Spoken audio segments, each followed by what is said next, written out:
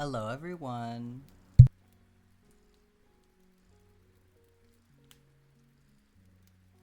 How are we doing today?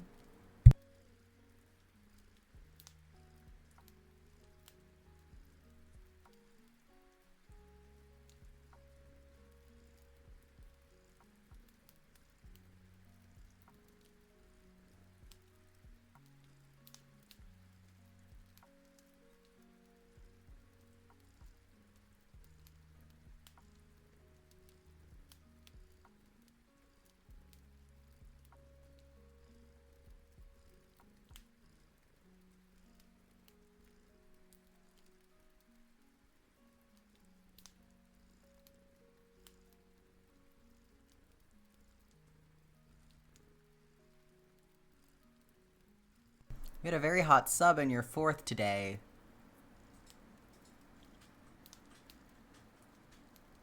Congratulations.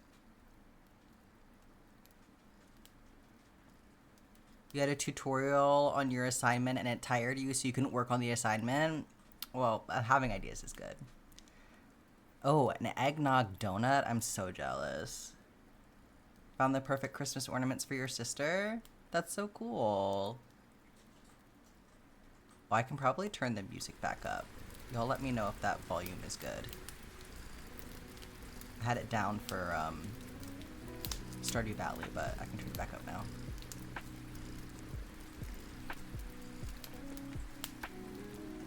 Oh, and a pumpkin pie.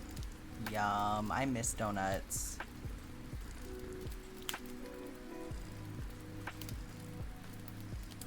Oh, y'all are all eating amazing things.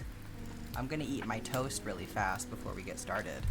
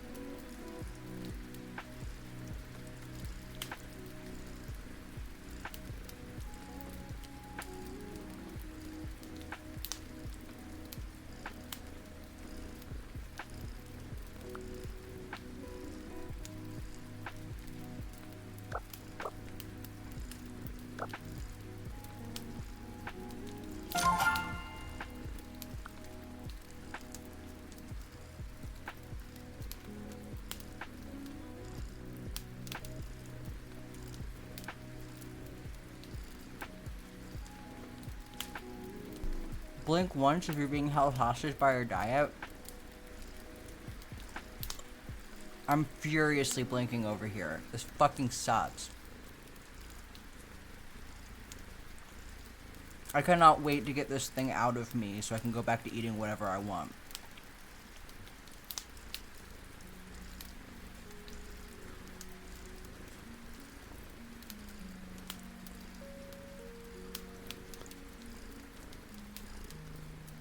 It's in December, so we're getting there.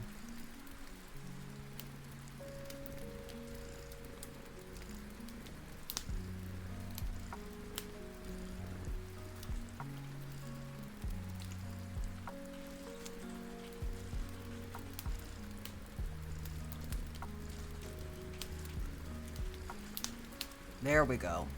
There's the ad break. So we'll wait for that to pass and then we'll get going.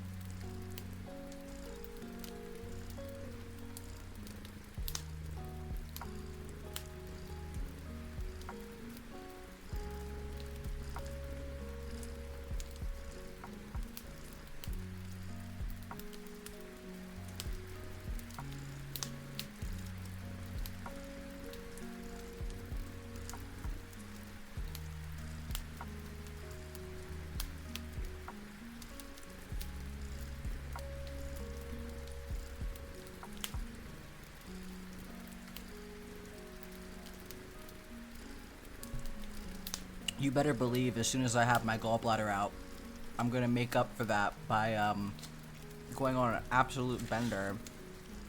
I'm just gonna eat everything. I'm gonna be eating so much food. It's gonna be so wonderful.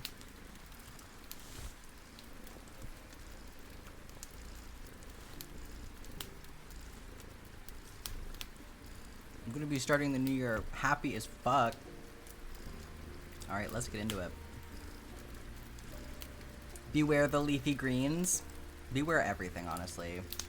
Like, it's probably just gonna be weird for a little bit.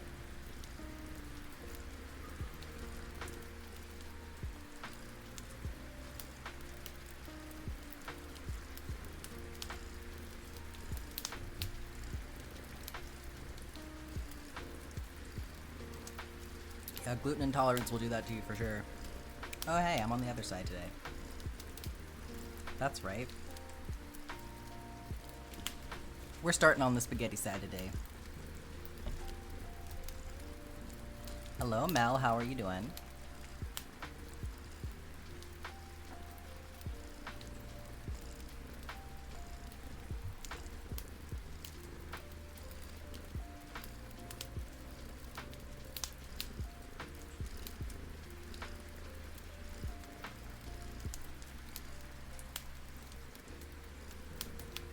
About to do a deep clean? You got this. Do you need to add it to the list?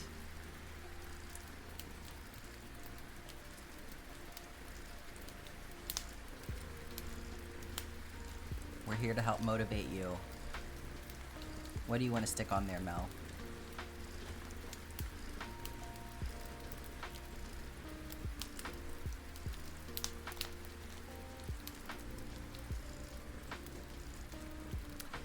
Hi, Jane. How are you doing? Finish the bathroom? Alright. We'll do that first. Let's pop over here. If anybody's got some goals they'd like to add, now is a good time.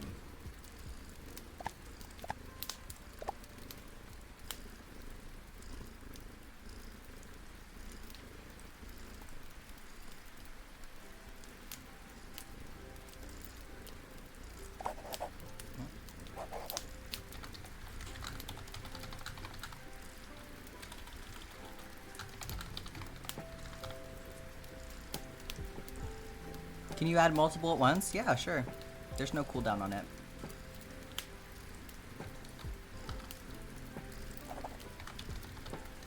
Alright, get through 5 boxes for Tabby. 86 boxes of stuff for the board game store. That's crazy.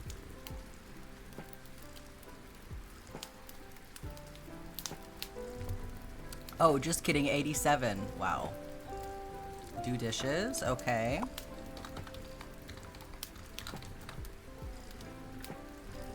And deep clean the floors. And fold laundry. My goodness, y'all are really getting after today.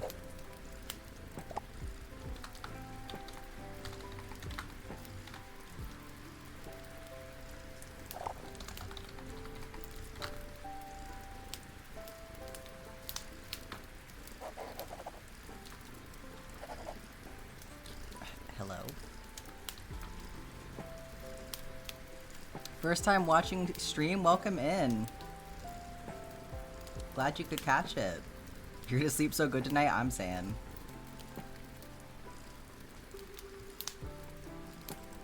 All right.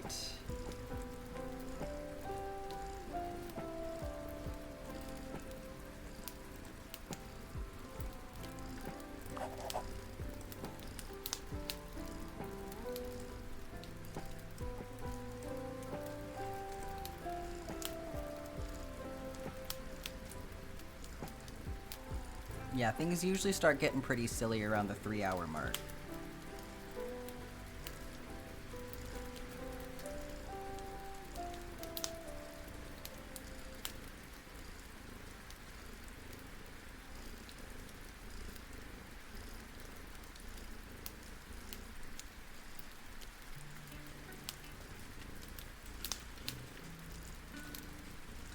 You did CPR on a pen? How did you accomplish that?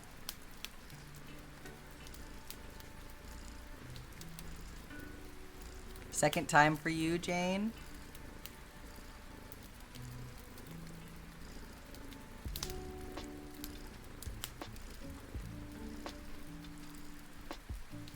Well, we're on what we call the spaghetti side today.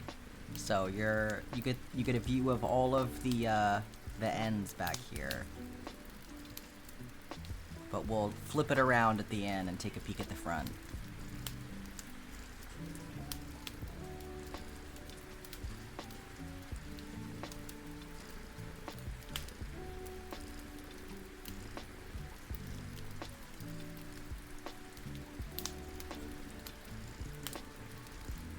Oh, you ran out of ink?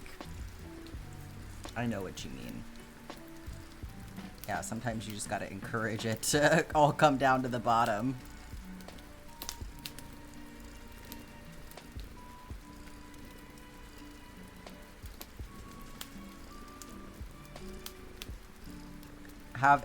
Anybody else who's a TikTok enjoyer, have y'all also been getting a million of those like Sisterhood of the Traveling Journal things on your For You page? Because ever since I saw that first one that I was so enamored with, I've just been getting them constantly, and I'm so jealous.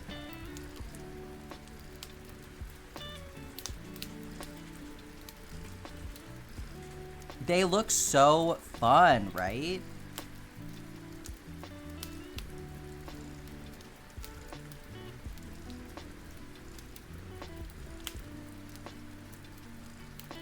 Okay, you got them on Pinterest like years ago? Well, they're coming back, baby.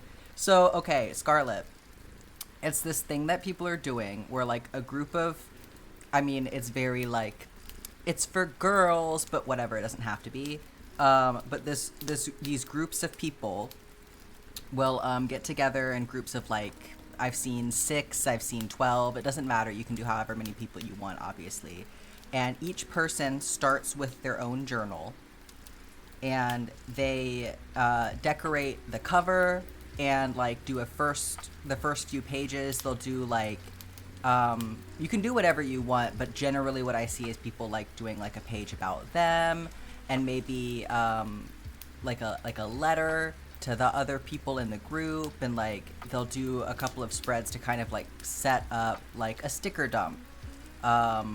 Or like, you know, take a penny, leave a penny kind of a situation. And so they'll establish the beginning of the journal, and then everybody in the group passes their journal to the next person through the mail.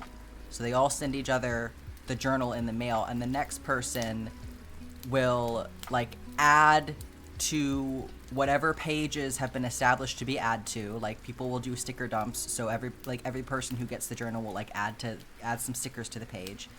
And then they'll add a couple pages of their own, whatever they want. And then, you know, after about 2 weeks, they all pass it to the next person. So over time, each journal is visiting like 12 different people, however many people are in the group. And they're getting filled up collaboratively. And a lot of them are being done so beautifully in like this like scrapbooking kind of style, very like artistically minded. And then if you have like a smaller group, you just send them around multiple times until they're filled up. 12 friends. Look, I mean, we think about how many people we got in the Discord, right? I can see how you'd pull that together. So really, it's more like 12 friends who can afford to pay for that much postage. Is the crazy part. But yeah, I think it sounds so fun, and I really want to do it, and I'm considering setting something up, but I would want to wait until the new year, because with Christmas time coming, it's not the best time to establish that. Yeah, I think it would be so cool to do it with people in the Discord.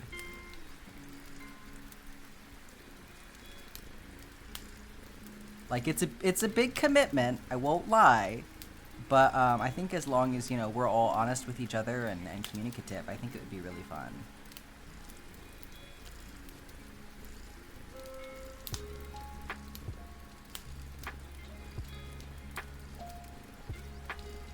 You'd love to? I'm hoping we have a few.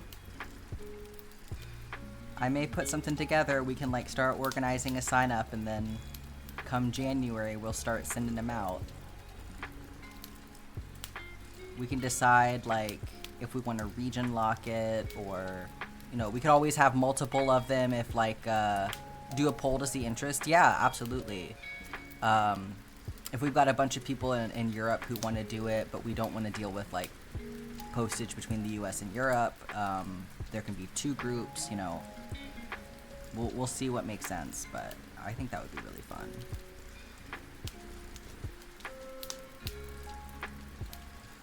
Would the addresses be kept private? So you would have to share your address with whoever is mailing things to you. So that would be something to keep in mind. Like, I don't think that there's a way to, like, really... The only way to do that, I think, is if,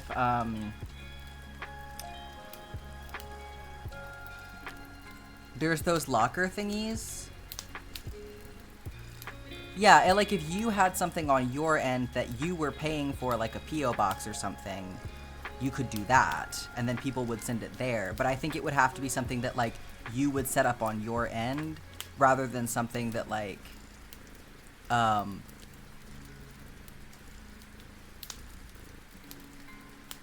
like, you would have to still provide an address of some kind to the group of people in order for that to work, you know, if that makes sense. But yeah, there are options for, like, keeping your home address private if you got a P.O. box or something. Definitely something that I would advise you, you know, speak with a parent about before engaging with that. You know, make sure your parents are on the same page with you. But yeah, there are options.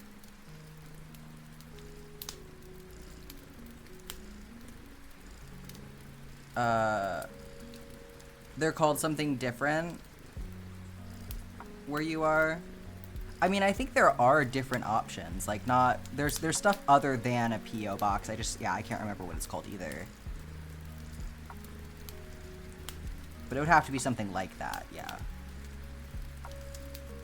Because the only other option would be, like, everybody shares their address with only me, and then everybody sends their stuff to me, and then I distribute it, but that's, like, way extra paying for postage. You know, like, then I have to pay for postage for everyone every single time, right?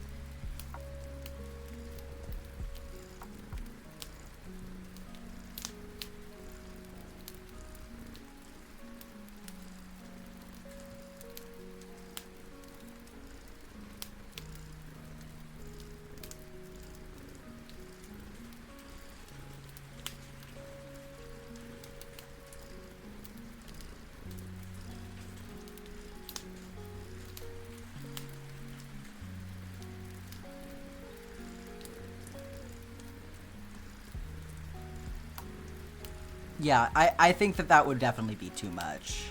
100%.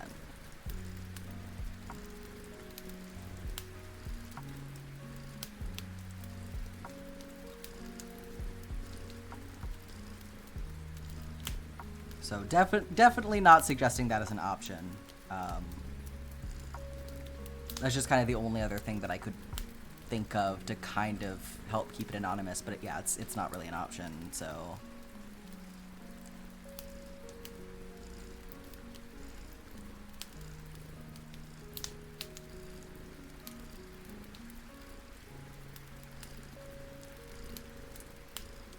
Sounds like old school pen pals, but extra. Absolutely. I that's what I really enjoy about it too, is because it's like the concept of pen pals is so fun, but then, you know, you gotta like have something to write about. And so I feel like it's one of those things that's like really fun for a minute, but then it maybe kind of fizzles because like, unless you're just somebody who really likes to journal, like, I don't know, it may be difficult to always feel like you have something to write about. So like the journal is really fun because, you know, you can like include prompts and things. and like you can have specific things that you want people to do in your journal, and then people can like treat it very freeform, like for their own journal pages. If they want to just like draw some pictures, they can do that, if they just want to like make a collage. So it doesn't have to be as limited as like letter writing is. I think that it definitely is maybe conducive to a bit more like creativity. And I also like that there's kind of like a natural end to it, because maybe your goal is only to go around one time, or to only go around until you fill up the journals. So I feel like your mindset around the whole project is a little bit different than just like the nebulousness of like, I'm gonna write my pen pal now.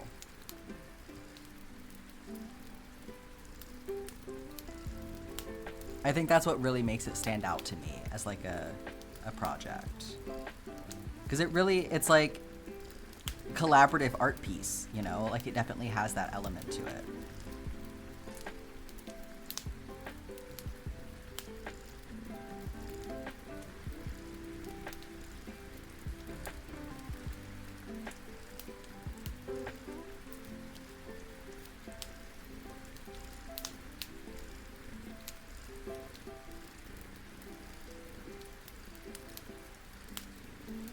Like, even if it was a thing where not everybody wanted to do a journal, it would still be really cool to do like there only be one journal, and like send it around to as many people in the community as want to participate, and then at the end it gets sent back to me, and then I like have that as like this physical like artifact of the Discord.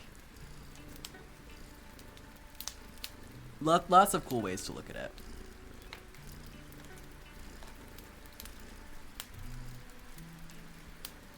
You don't really do pretty journals, just writing? I mean, like, that's also valid in my opinion. And I mean, it could be inspiring to you. You never know. I would, if you haven't seen it before, you said you had seen it though, right? I'm pretty sure you're the one who said yes. Yes, you saw them.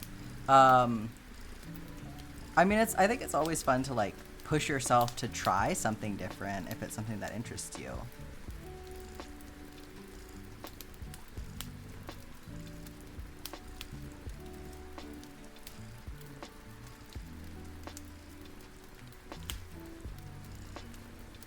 But if it's one of those things where it's like, it's fun to look at, but I wouldn't actually enjoy doing it, that's another thing.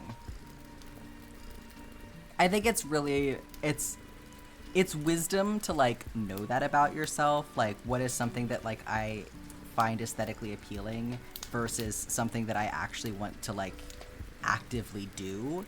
Because I think a lot of the time people sort of get it in their heads that that's the same thing, like aesthetic enjoyment means wanting to do something, and that's definitely not the case. I think a lot of people who are sort of like, oh man, I wish I knew how to do that, whatever, it's like, well, I don't know that you do actually wish that you knew how to do this thing, because like if you're not inclined to practice, if you're not inclined to try doing things, and it's like you may not actually enjoy the process of doing it. So it's more the romanticized idea of it. But I mean, just because you appreciate the aesthetics of something, that's totally valid. Like, you don't have to actively do something in order to engage with it and enjoy it. You can just look at stuff.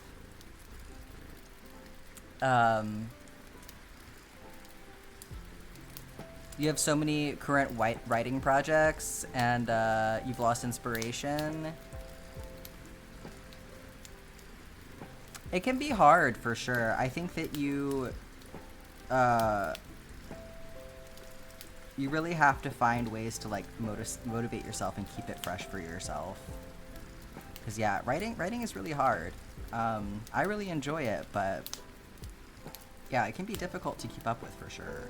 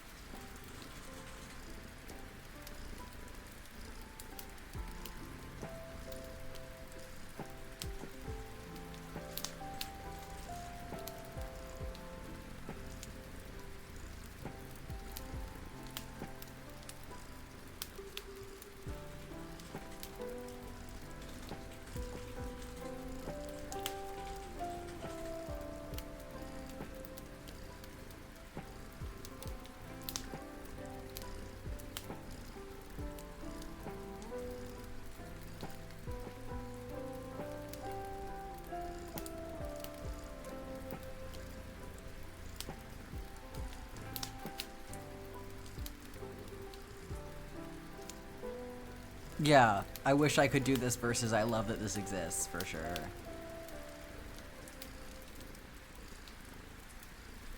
And, like, I can appreciate wishing that you could, like, have the experience of creating something, but again, it's like there's... You gotta be realistic about what the process of actually creating that thing is. Yeah, kind of like relevant to asexuality and aromantic people. Yeah, absolutely.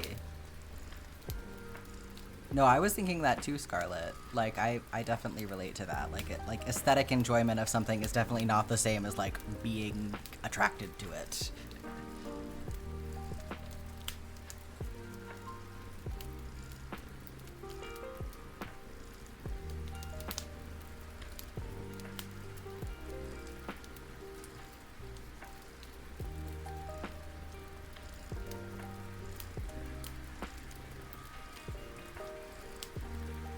Or maybe even more specifically wanting to engage with it.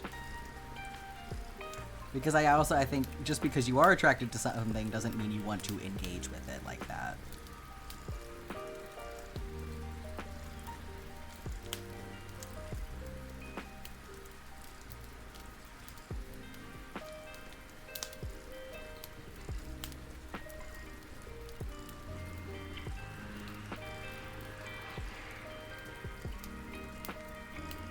You have a small book where you try to junk journal, but it's basically just candies and snack packages glued to the book. I mean, that's valid too. I think packaging is really cool. Like, I think that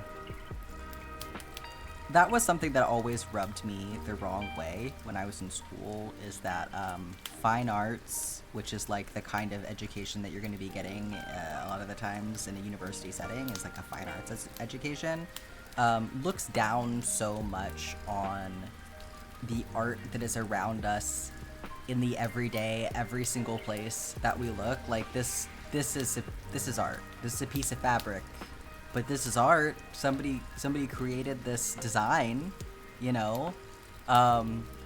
Candy wrappers have art all over them, and so I think that like the art that we find in advertising, you know, graphic tees, all of that stuff. Like, there's so much to enjoy in this more commercialized form of art. Like,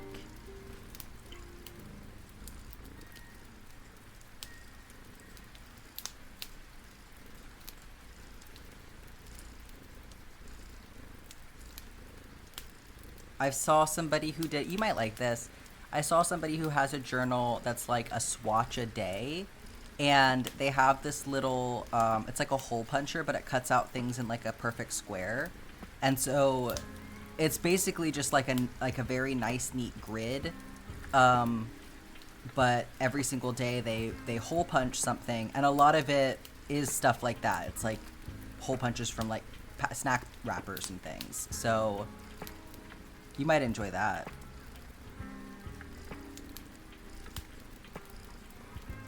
Yeah.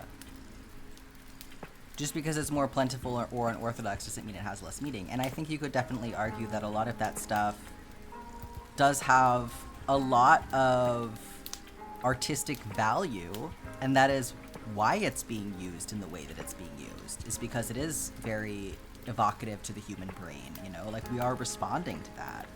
So,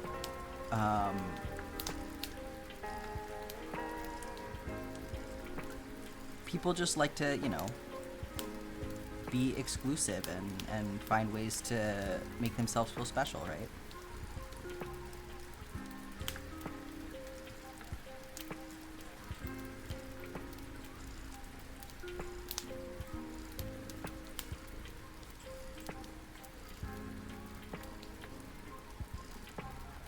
You think you know what I'm talking about? Yeah, I thought that was pretty cool too.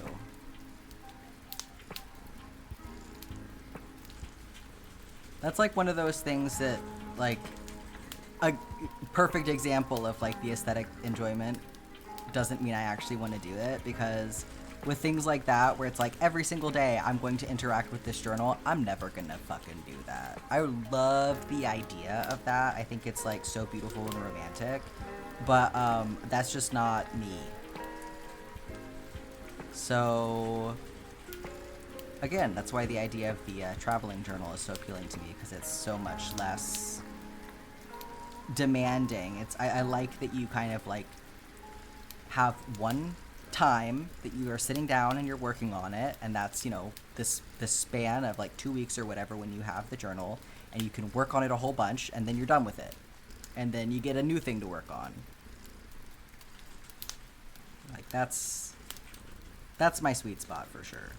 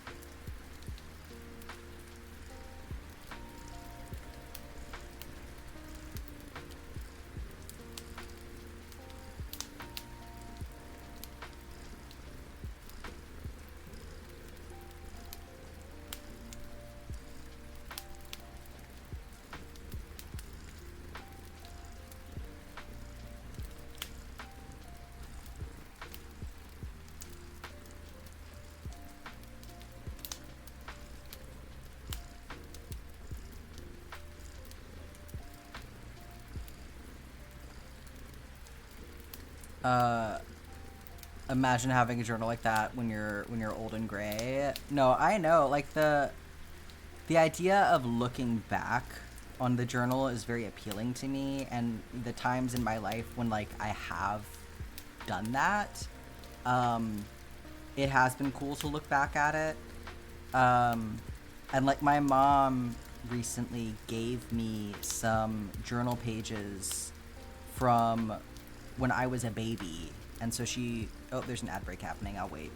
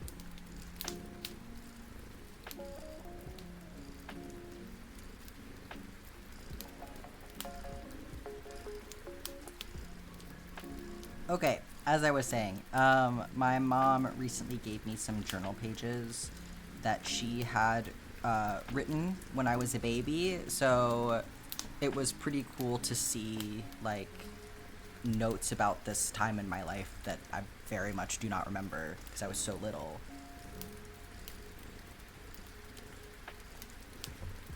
So I definitely appreciate, like, the value of journaling. It's just not something that I have a very easy time engaging with.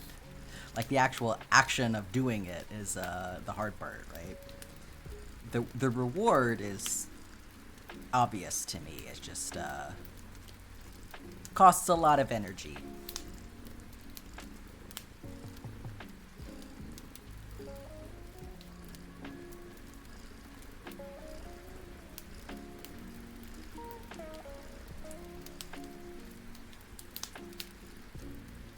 Hi, Lifeless. How are you doing?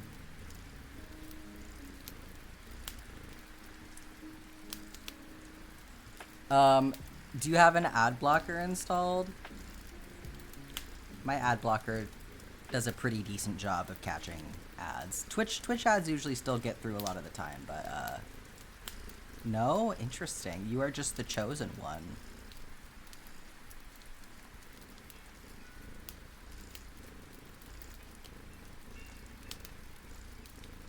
Yeah, it's interesting how that'll happen. Like, I know sometimes people would be like, oh, the ad break started to play for me and then just decided not to. It's like, I don't know what's going on with that.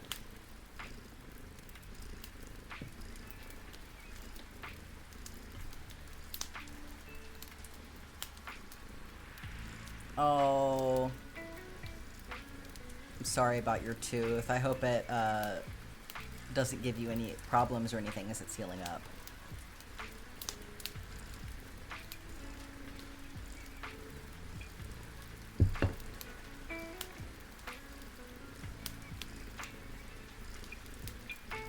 Mobile ads definitely do still exist because I get them, but I think sometimes it'll like push ads like banner ads and stuff instead. But yeah, I don't know how that works. It definitely seems like some people get them disproportionately.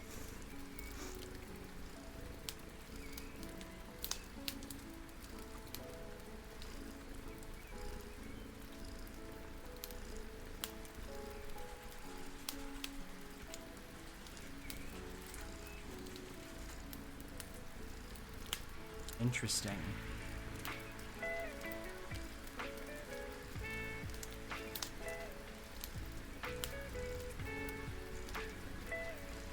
Twitch is weird like that. Meanwhile, I'm fighting for my life over on YouTube.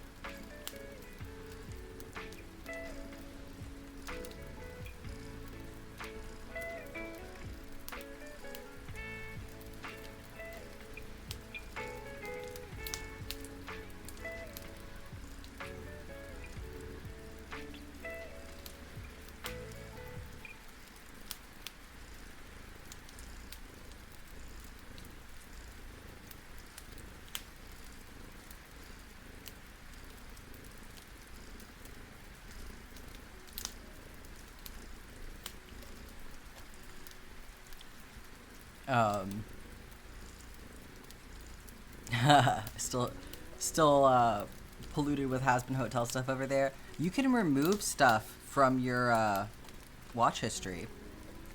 So if you've interacted with Has-Been Hotel related content, you can go into your history and you can take it out, and it'll make it less likely that it'll recommend that stuff to you.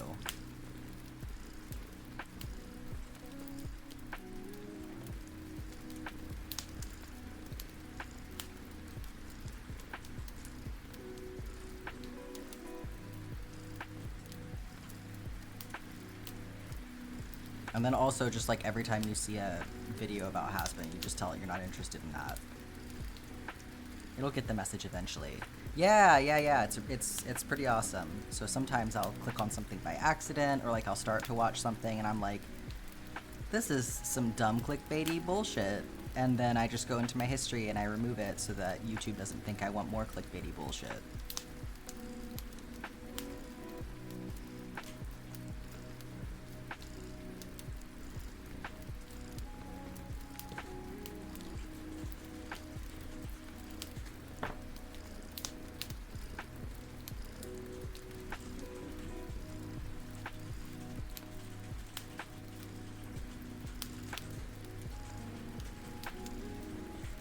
Yeah, I've been doing a lot of don't show me this channel for shorts, absolutely.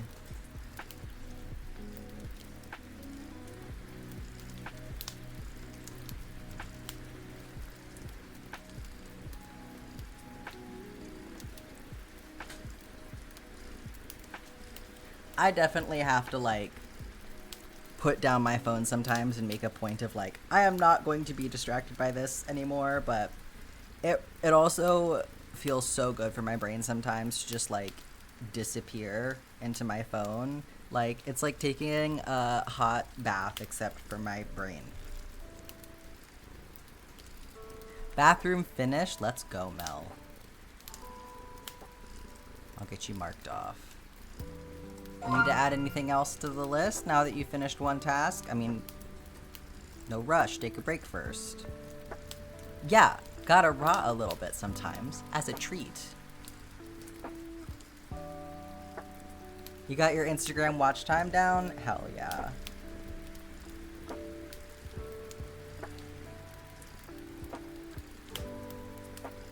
Yeah, I definitely try to think sometimes about, like, taking a break first. Very smart. Like, am I not doing something else that I would also find relaxing because I'm scrolling right now? You know, am I like, I'll ask myself, because a lot of times what'll happen is like, I'll be procrastinating a task, and then I have to think about like, well, is this a sign that like I can't handle that task right now and I need to like allow myself to do something else instead of just like sort of scrolling as like an escape from the task? I think that's a really helpful question to ask myself sometimes, because sometimes it really is just like, okay, I see that I cannot do this thing right now. Let me go crochet or read a book or do anything else instead of just like trying to ignore reality on my phone. But sometimes it really is a thing of like, I'm like washing my brain right now and I just need to have rot time. You got off Insta and you learned how to relax? Absolutely. I mean, I get that too. I think sometimes that like being on social media can be very like exciting to the body, not necessarily like in a good way. Like it gets you all like amped up, and that's definitely not always a good thing to be all amped up.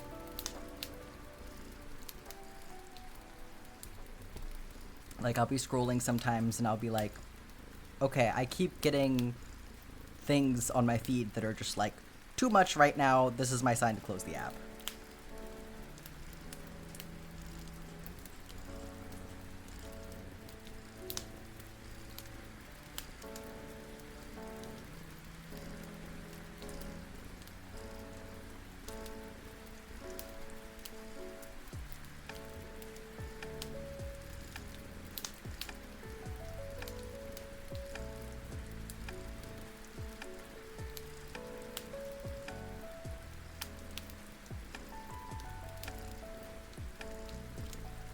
First box done, let's go. It's good to wash your brain, but it's good to know when it's clean up. Yes, don't get pruny.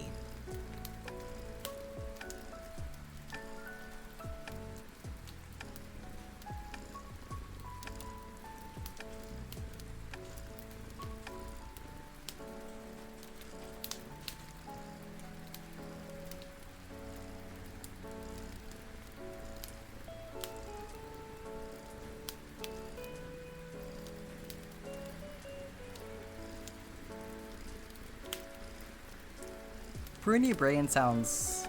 I mean, it kind of sounds like its natural state. It's pretty wrinkly already. You unpacked the next one, time to sort the pile. Hell yeah. I like to do that too. I like to get everything out and just see it all in front of me.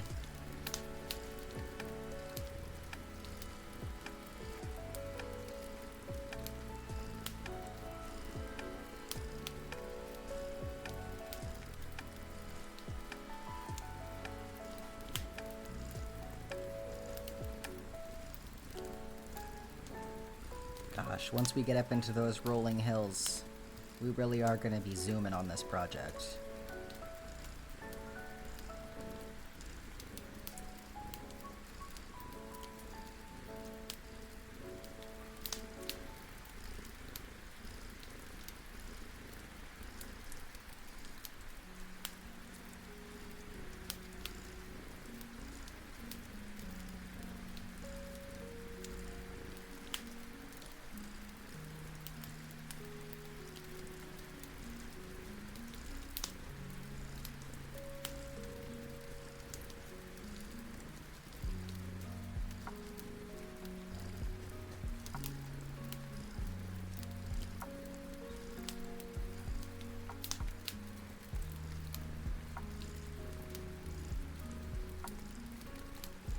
922.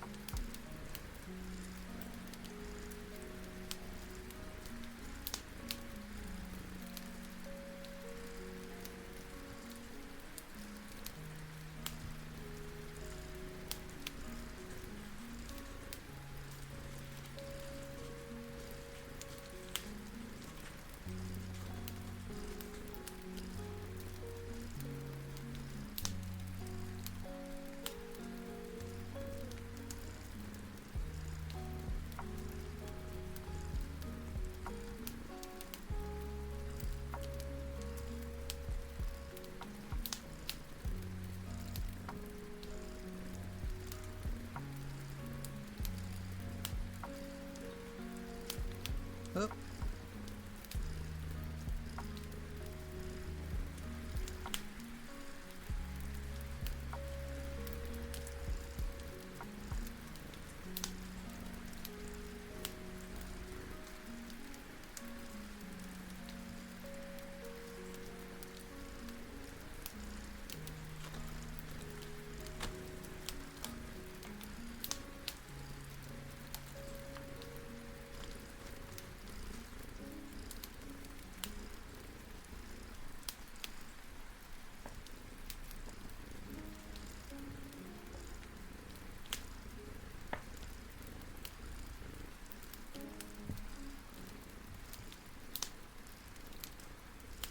New break goal, crochet 5 rows on your hand fasting back panel. Hell yeah.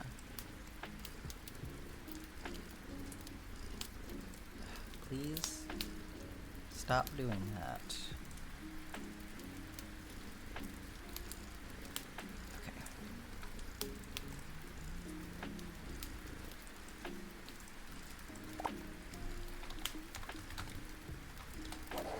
Okay.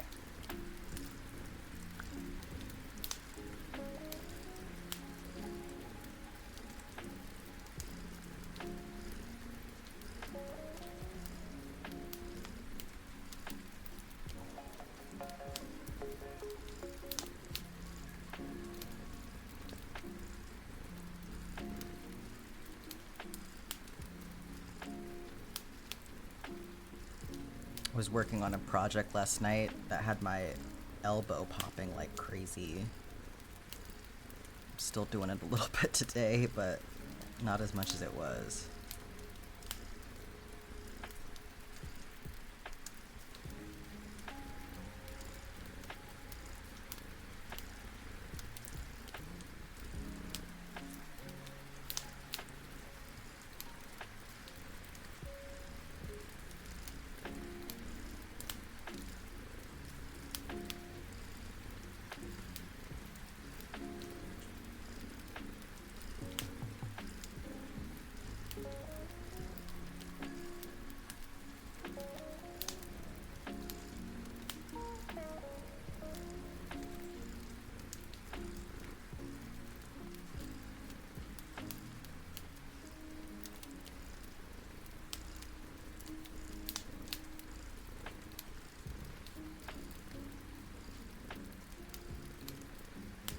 Man, I think today really is gonna go quick. Because after this, I have more solid color. There's just a lot of, there's a lot of space on this row that's just the same color.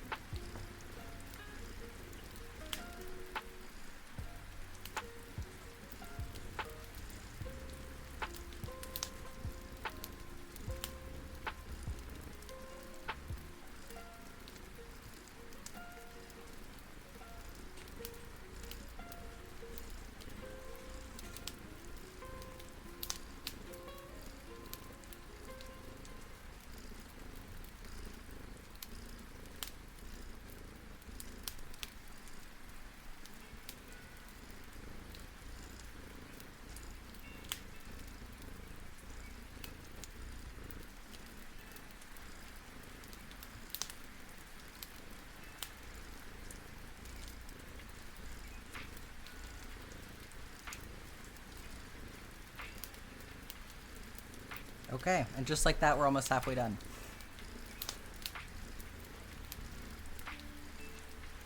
Oh no, I'm sorry, Mambo.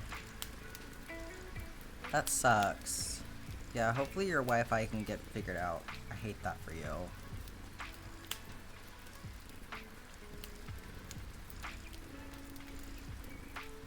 It's always so frustrating when something you count on as much as Wi-Fi is just not being reliable for you.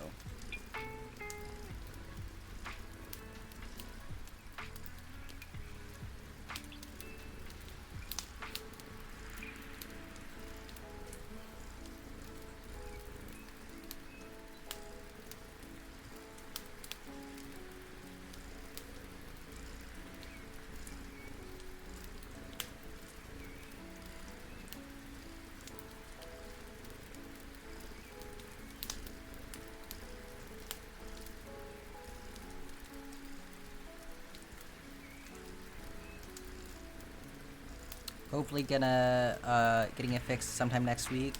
Yeah, sooner rather than later would be nice.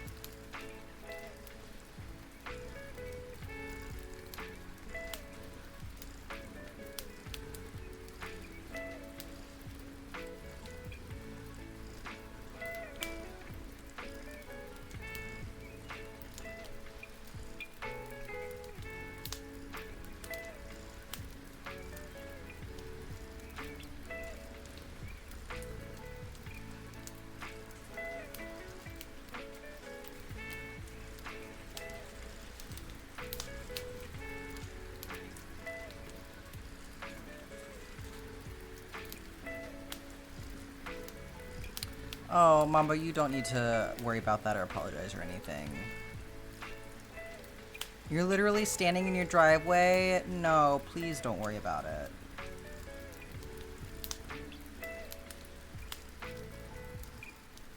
That's no fun.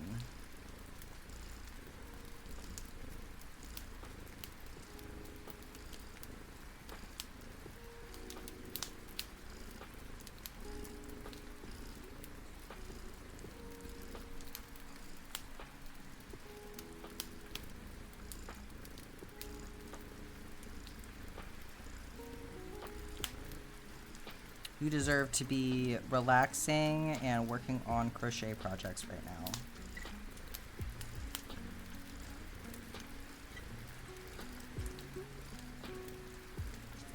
Yeah, work to do. Yeah, thanks for first popping in. Have a good rest of your day.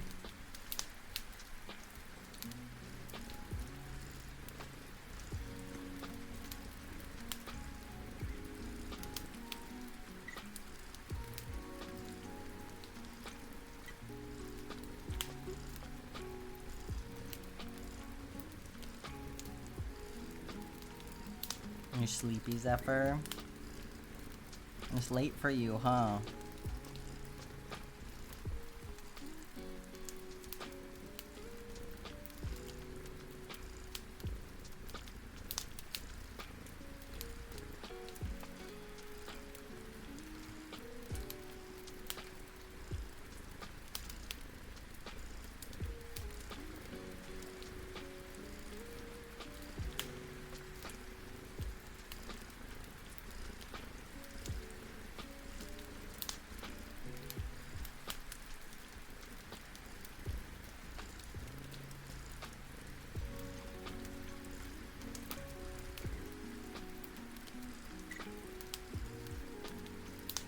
Oh, 9 p.m., but you woke up at 6 a.m.? Yeah, it's a long day.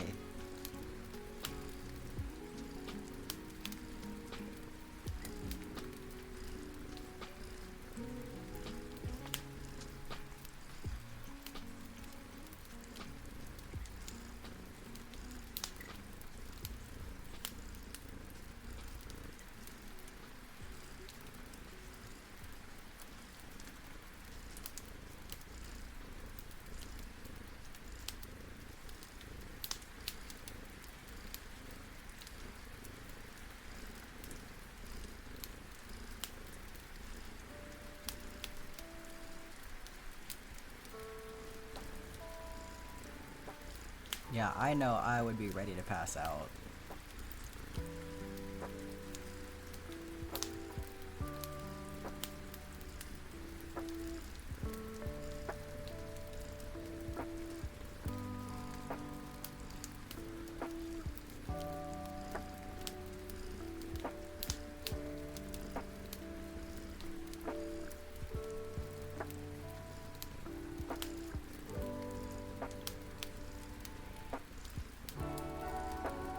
gotta wake up.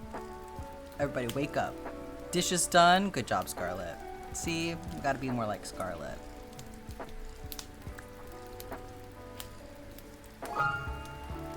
Anybody working on a fun project right now? I assume, you know, now that we're getting in towards the holiday season, there's probably a lot of crochet crunch going on right now with y'all trying to get last minute presents done. Your therapist would advise against being like Scarlet? Art class work? Hopefully at least that's a little fun.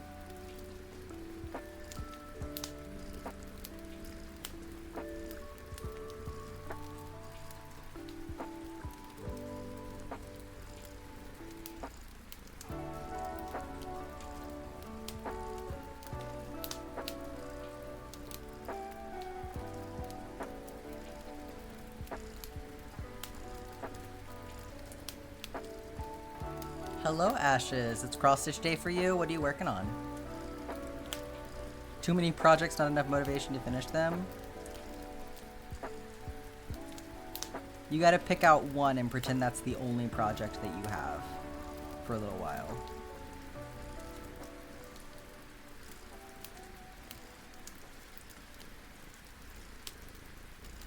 The Emperor? Hell yeah. Zephyr, you're making me sleepy. And I haven't even been awake that long.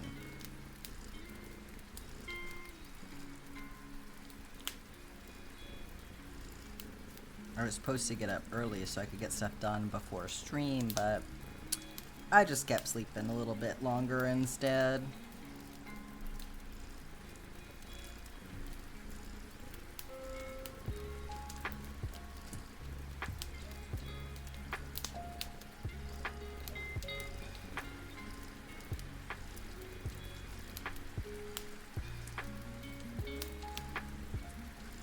It's probably for the best, though. I gotta be awake for Critical Role tonight. You just got off work and you're ready for a nap? You want to cross-stitch on the deck? Be careful that sun doesn't put you to sleep out there. Your violin books are across the country? How did they get over there?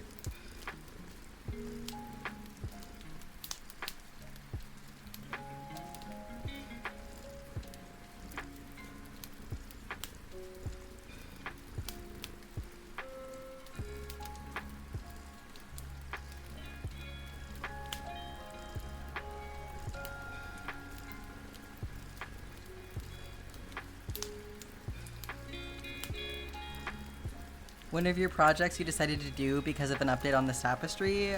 Well, please tell us about it.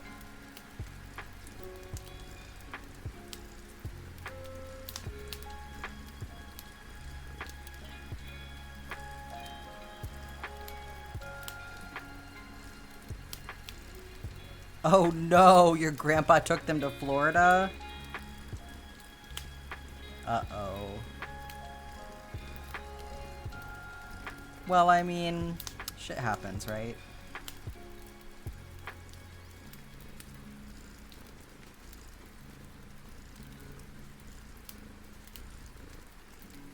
What do I use for music on stream? So all of the music is coming from Spirit City. So if you're not familiar with it, Spirit City is this game over here. So you can fully decorate this room. It has ambient sounds on this sound panel down here.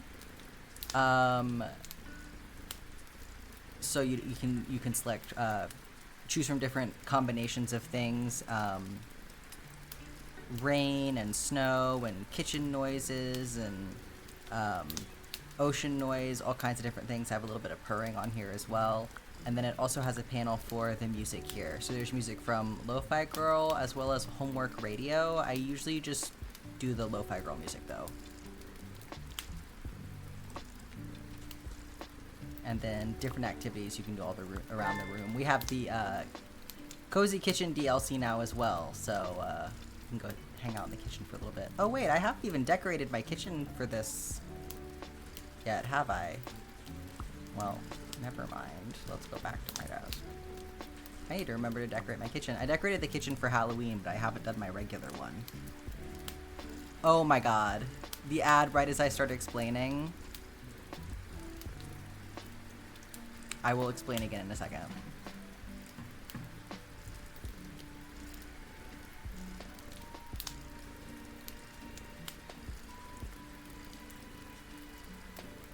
Not the highlighted Adele, Scarlett.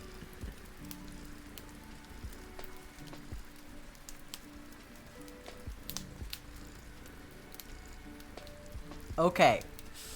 I will go through it again. Sorry about that. I was not paying enough attention. So this is a game called Spirit City. And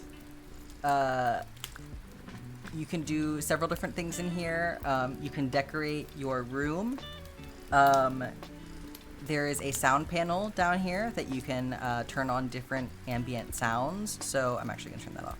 I have rain, fireplace, sounds, and some purring going on in the background. And then there's a music panel as well. So I usually am just using the music from Lo-Fi Girl.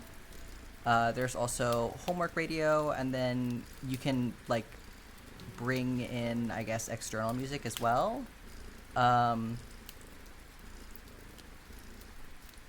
Okay, we just got this for some reason. I guess it just pulls up YouTube in here, huh? I haven't actually looked at this before. That's fun. But yeah, I usually just stick to this because it's the easiest. So yeah, it's a really, really fun little game. I know a bunch of us have gotten into it.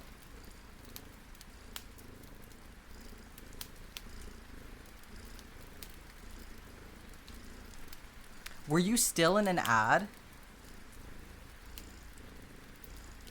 Did you get any of that, Ashes?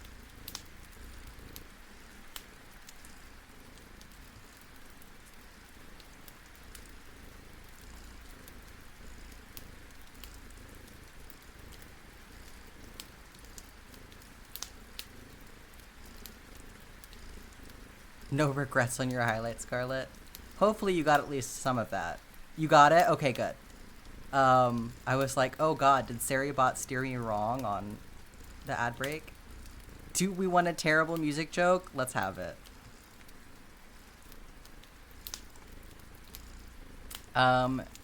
You're working on a tapestry of a Portuguese poet? That's cool. What's the poem about? Definitely interested to know more about that.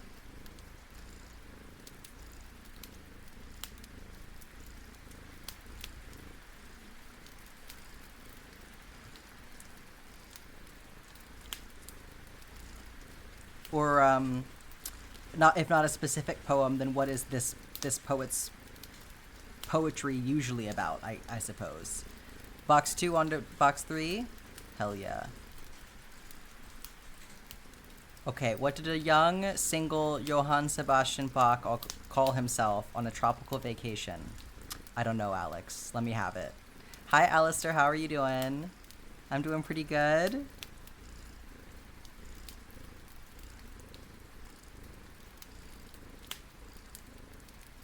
Just plugging away over here, making good progress today.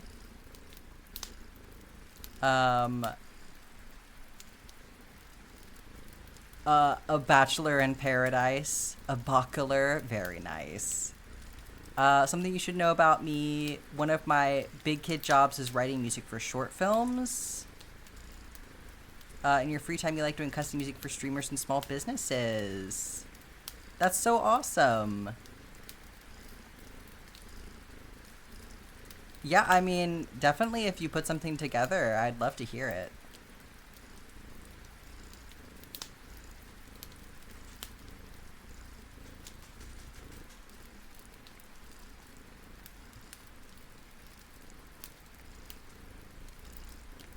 Spirit City, did you stop playing music for some reason?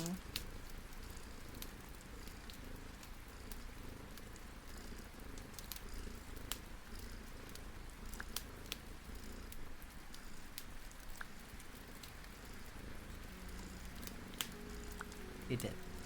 It's fine. I confused it.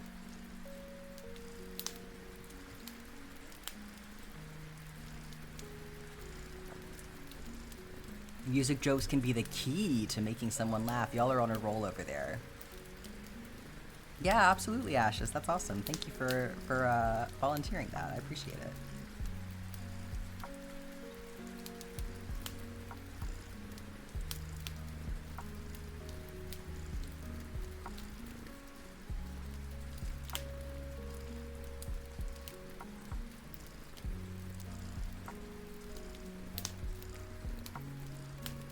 One of my friends, Neve, is a sound engineer. I feel like I need to hook y'all up.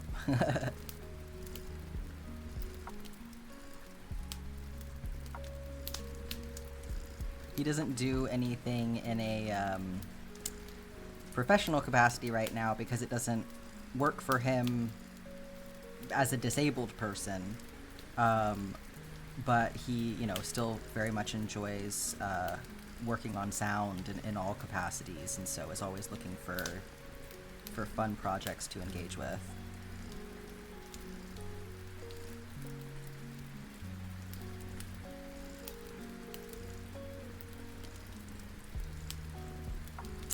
You've been watching for like 30 minutes, but it did the email verification thing to you too? I'm sorry to hear that. It's done that to multiple people.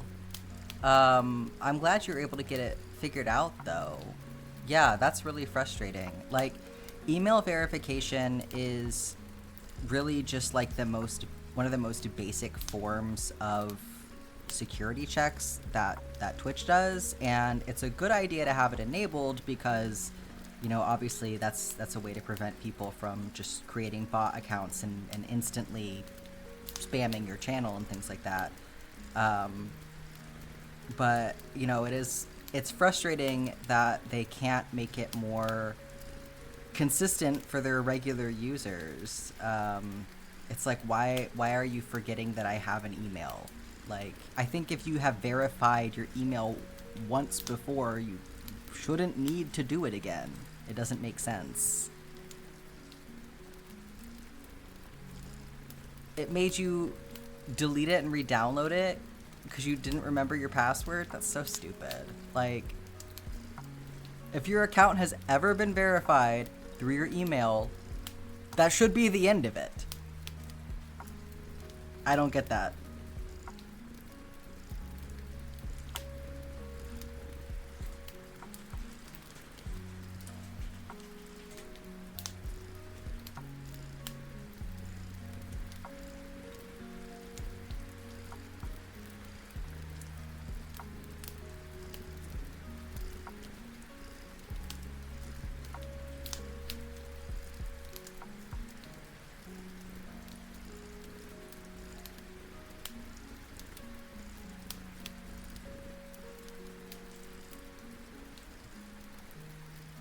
Yeah, it could be so frustrating sometimes, like, as a creator on all of these different platforms, wanting to sort of create a specific experience for, you know, the people who are like coming into my space, engaging with my work, you know, in some cases buying my products and things like that, and you know, short of making my own website, there's not really an option for me to like have more control over the user experience in these spaces, you know, because it's still a collaborative effort with these other websites. Even with my own website, I'm still, you know, dealing with how Squarespace does things. So it's really annoying sometimes to be like, man, I really don't agree with that, but I'm still just a user on this website too. It sucks. You're guesstimating cross stitch? Oh gosh. It wouldn't let you chat because you weren't verified, but it wouldn't send emails. So you changed emails. Then you said you can only verify your email if you have a phone number. Oh my gosh. So you had to log into another account and delete. That's so much. I don't even think I have phone number verification turned on for my channel. That's just Twitch doing their own thing in that moment. That's crazy. There's so much of that too where it's like, nope. You can only use your phone number one time, and if it's used anywhere else, then we're gonna call you a bot, and you can't use it here. And I'm like, glad that they have some level of protection for that kind of a thing, but like, then you get into, like, I was listening to another streamer talk about the difficulty that they were having with Discord, because their Discord was not letting them verify their account because it was saying that a different account was using their phone number. So they had talked to Discord support multiple times, like, my phone number should not be on any other account. I only have this one. So whatever it's registering for, can you, like, please delete that? And they were like, no.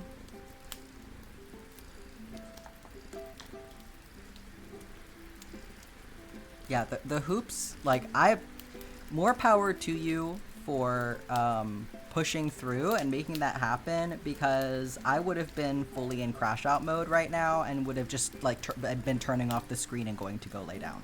So I'm glad that you were able to figure that out. Like, that stuff, I get really easily frustrated and overwhelmed by things like that. So yeah, I appreciate you making the effort. All for me. Oh, I don't know if I'm worth that, but I appreciate it.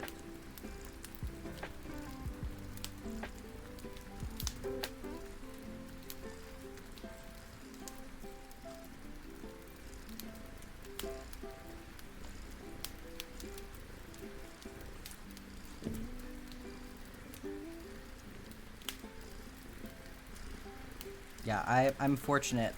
Whenever anything goes wrong for me in the tech sphere, a lot of the time I just make my wife handle it. I'm like, help, I'm gonna crash out. Can you please do this for me? Fix it. I don't know what's wrong.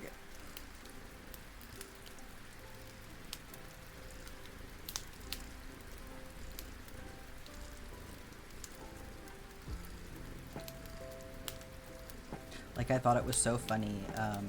The other night we were playing Fortnite with friends because the new season has happened, and if you play Fortnite and you haven't played this season yet, it's awesome. The Simpsons collab that they've done is so cool. But when we played right as the update. Now you're gonna crash out? Your computer won't work? Oh my god. Justifiable crash out 100%. That's ridiculous. I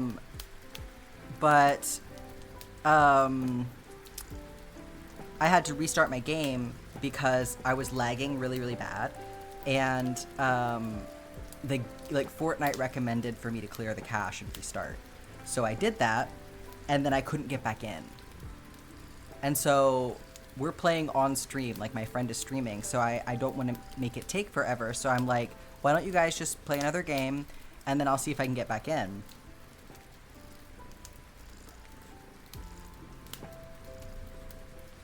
And so my friends know me so well that by the time they got through their game and I still was not back in Fortnite, Andrew was literally like, hey Jess, do you want to go see if you can fix whatever's wrong with Jack's computer? But it was not a me issue. It was Epic Games having a huge, like, system-wide problem, and the login feature had broken for, like, several of their games, not just Fortnite. So very shortly after that, I was not the only one who was unable to play Fortnite, but they fixed it a couple hours later. You're trying to explain the poet, but it's a bit difficult. His name is Fernando Pessoa, and he had multiple personalities. Interesting. His poetry is very confusing. Why are you buffering? Okay. Hopefully that was not a lag moment. My chat was just buffering for a moment, like, what? That sounds really cool, though. Oh, your computer was on, but then it just turned off and your monitor won't indicate what's happening?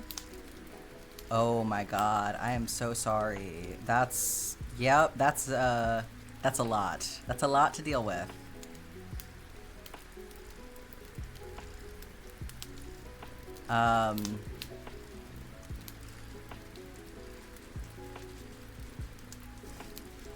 You're always on your phone because your computer has everything blocked. Maybe someday you'll be able to fix that. Hi Avery, you came from TikTok. I wish I had a better answer for you. I think a lot of it is really just practice. You'll see in the upper right corner here, I have this version of the map pulled up. So this is how I'm keeping track of where I am. And then it's just a matter of, I look at obviously the row that I'm on to see what color I need to use next. But I also look at the row that I'm crocheting into. And that is doing as much to tell me where I am as the actual row that I'm on, because I'm able to look at like what color I'm crocheting into to see if I'm in the right spot. So like, there is a lot of color variation, and that's actually helpful because I don't have to do a lot of counting. I just know, okay, here I'm crocheting green, and that green stitch needs to go into a yellow stitch. So am I crocheting into a yellow stitch right now? If not, I did something wrong. Yes, okay. My wife is here to help you with your computer problems. So Eyes and Buds is very good at this. It helps me all the time. I hope you can figure it out together. Each personality writes differently. That is something that I have heard other people with DID talk about as well.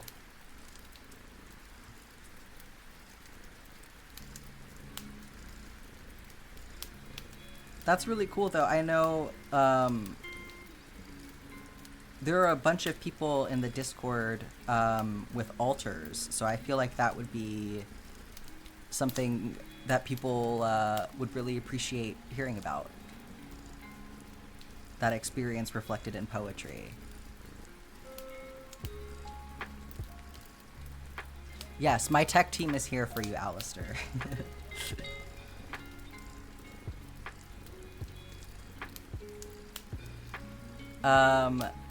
You're crocheting a Christmas granny square blanket right now. Determined to finish it before December starts? You got this. Hopefully your yarn is chunkier. That'll definitely help, but with a little determination, I'm sure you'll get it. I crocheted a pretty large project a couple years ago. It was a duster, so like a really long floor-length cardigan with a skeleton motif on the back, and I managed to do that whole thing just in the month of October, and like was speed running it right before Halloween hit. So I'm sure even if you don't 100% complete it in November, I bet you can at least get it done before Christmas. You have to head out. Have a great day, B8. Thanks so much for stopping in.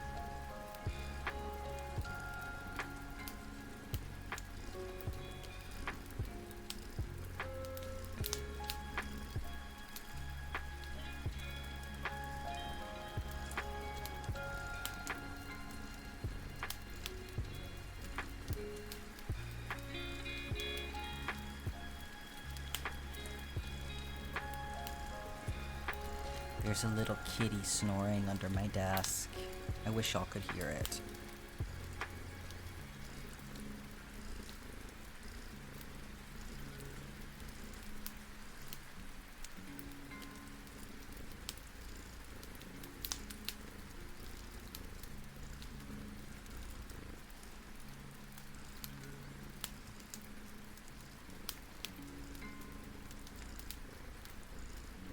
Oh, I do actually need to wake her up. You'll be back? Awesome. Well, we should be here until around 4 o'clock. I actually do need to pause for 1 second because I have to unfortunately wake her up and give her some medicine. So I'm going to put you all on the Spirit City screen for a second. I'll be right back.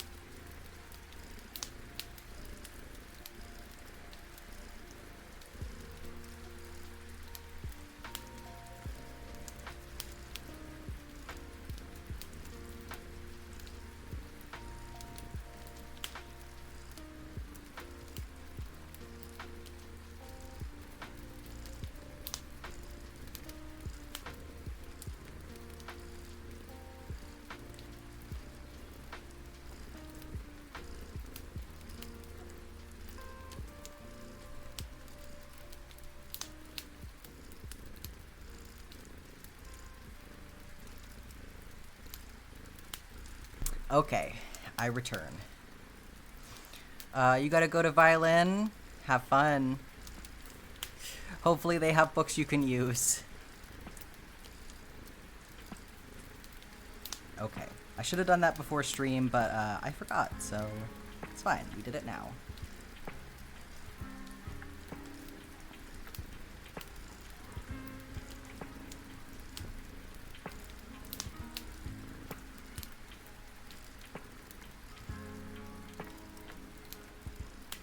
She really, really hates taking her medicine. But she's gotta do it. And as much as she hates swallowing her pills, I can tell it makes her feel a lot better.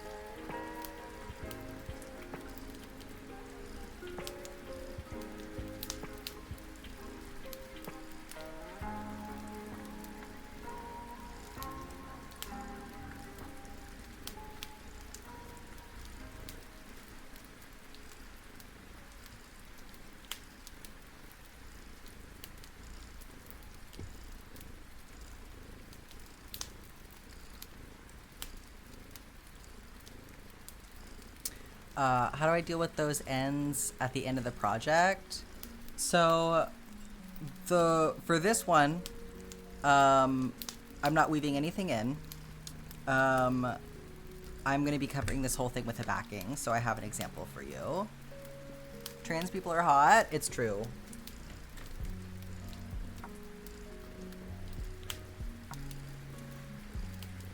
So this is a portrait of Sebastian that I did, and I didn't weave in any ends, same technique, and I sandwiched a piece of backing board, so you can see it's rigid, in between the crochet and a piece of felt, and just sewed up the edges.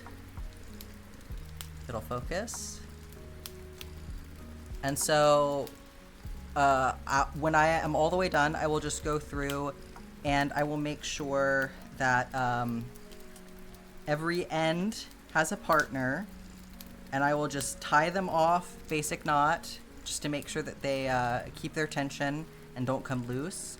I'm gonna hit it with just a little light watery layer of glue just to help keep those knots nice and tight, and then I'll pull it taut over a piece of backing board. So it depends on your project whether or not it's necessary to do something like that. Obviously for this many ends I think it just makes sense, but I have definitely done other tapestry projects where I had fewer color changes and I still just wove in all the ends and it was fine. It was not that big of a deal. So it just kind of depends on what you're doing. And you know, for just getting into tapestry crochet, I would definitely suggest starting out with just 2 or 3 colors and just seeing how you feel about it, and then going from there. Because I feel like the main challenge of tapestry crochet is managing all of your working yarn and keeping it from getting tangled and stuff like that. So that I feel like that does take some getting used to. and it's something that you're going to kind of want to practice. Like, you definitely want to have your technique down for that before you go into more complicated stuff. Speaking from my personal experience.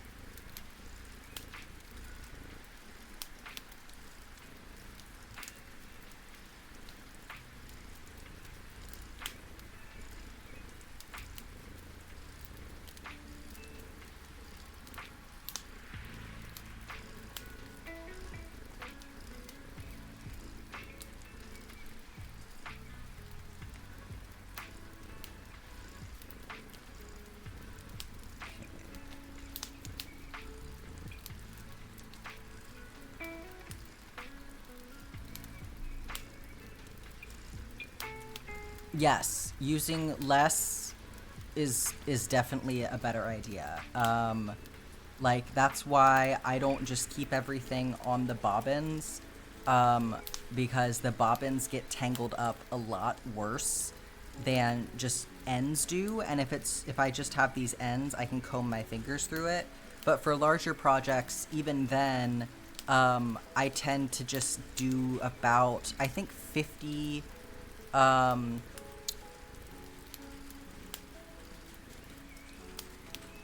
for my worsted weight acrylic yarn, no, it was not 50. It was about 20 grams. I just would wind up about a 20-gram little ball, and I think that was about the sweet spot. If I got bigger than that, like around 50 grams, it started to get a little bit more cumbersome working with it, and it's less weight hanging off the back of your project too. But definitely agree with Scarlett. It is easier to juggle if you have smaller balls. And you can keep them secure with bobby pins. So for the larger balls of yarn, what I would do when I wasn't working on something is I would wind them up as close to the work as possible, and then I would put a bobby pin through the ball of yarn and like the working end, and then I would kind of bobby pin it to the back of the project so that nothing could like unravel, if that makes sense. So any clips or anything, ad break is starting. I'll talk about that more in a second.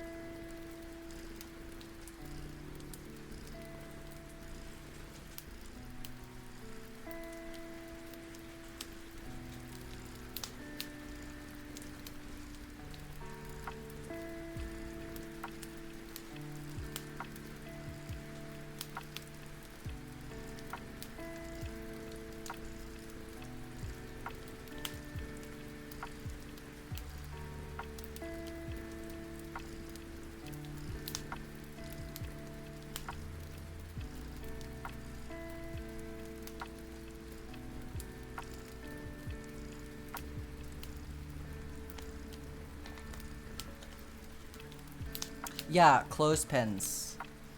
You're not stuck in Agile this time? That's incredible, Ashes.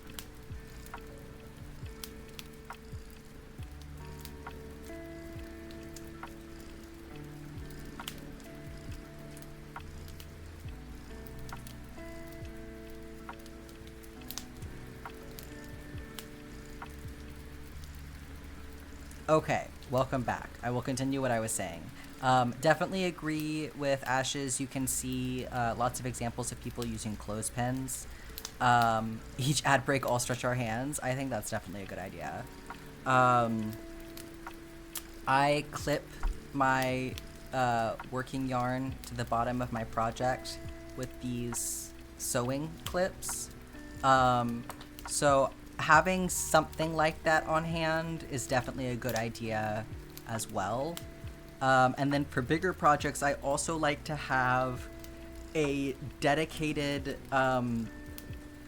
receptacle of some kind, whether that be like a box, a bag, a basket, whatever, someplace where you can put your project and all of the random balls of yarn that go with it all together so that it's not getting mixed in with your other stuff. Because if that if stuff comes loose, it can get tangled up really bad. So you just kind of want to like think ahead with it, and kind of like plan around the disaster that could happen. It turned on. I mean, they say, have you tried turning it off and on again for a reason, right?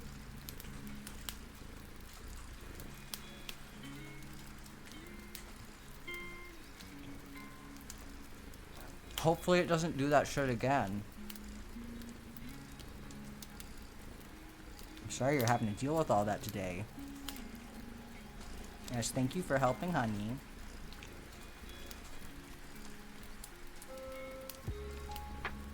Oh my god. You kept your David Bowie tapestry in a basket and your dog knocked it over and rolled in it? That's... yeah. I make sure to keep all of my stuff very safe from my cats. Sometimes I do get too comfortable and... well... maybe not right away, but eventually. I will pay for it, so...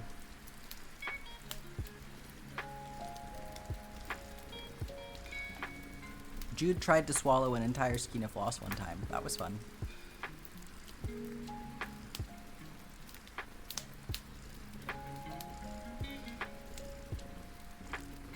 You were only gone for 30 minutes. Jude used to be really obsessed with, oh, speaking of cords, I forgot to plug in my phone. Give me 1 second.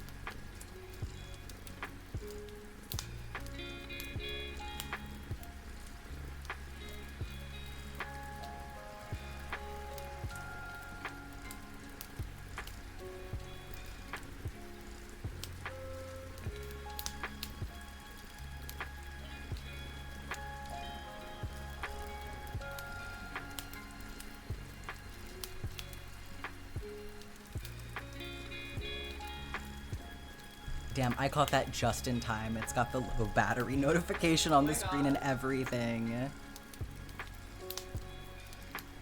But yeah, Jude, she has historically been very obsessed with chords, and like, she doesn't do it as much anymore, but we still don't really trust her because it's one of those things where you turn your back on her. It literally takes 1 second of not paying attention, and she has bit straight through it. Like, she does it instantly.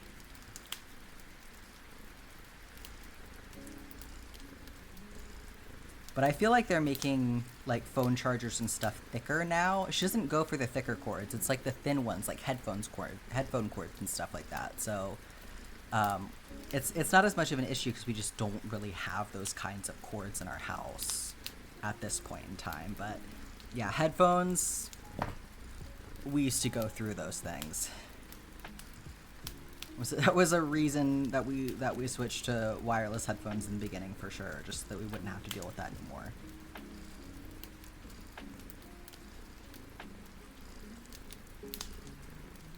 Especially because, like, she'll get in your lap, right? So she gets up in your lap to cuddle, and next thing you know, you can't hear anything anymore because while she was cuddling with you, she bit through your headphone cord. She licked an outlet until it shocked her. That is... she said, oh, this is actually quite spicy.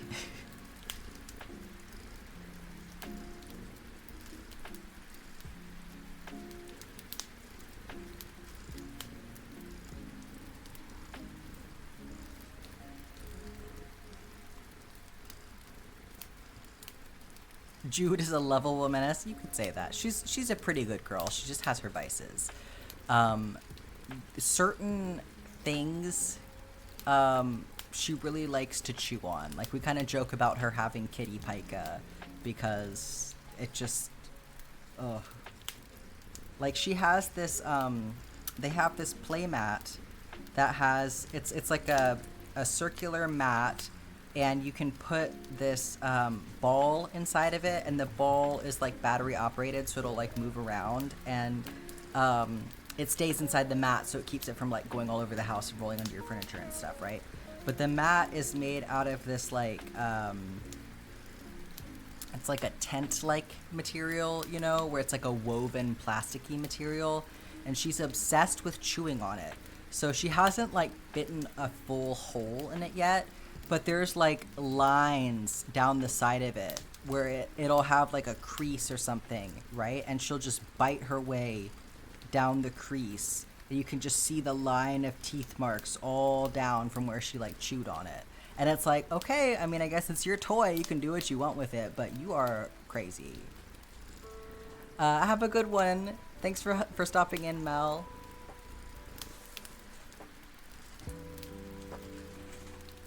You have so much anxiety about your two cats and something happening to them, especially cautious about cords and plastic bags. I mean, it makes sense to be cautious about it, sure, for sure, but I feel like even with all of this stupid shit that they do, they still do generally have a pretty good survival instinct. So as easy as it is for them to get themselves into trouble, they also tend to be pretty good about getting themselves out of it again as well.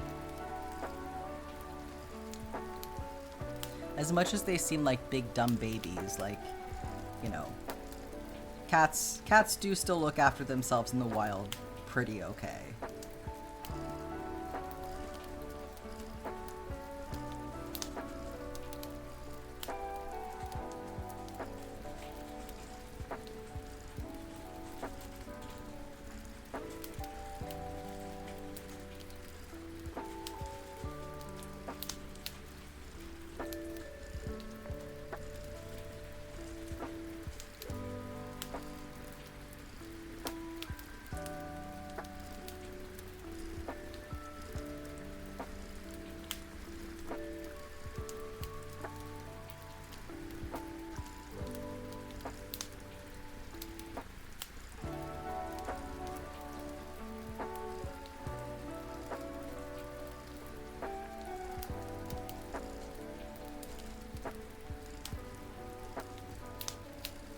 I think at one point in time, when Agatha was younger, she lit her tail on fire very briefly, and it was such a small thing that like we didn't even realize it had happened when it happened.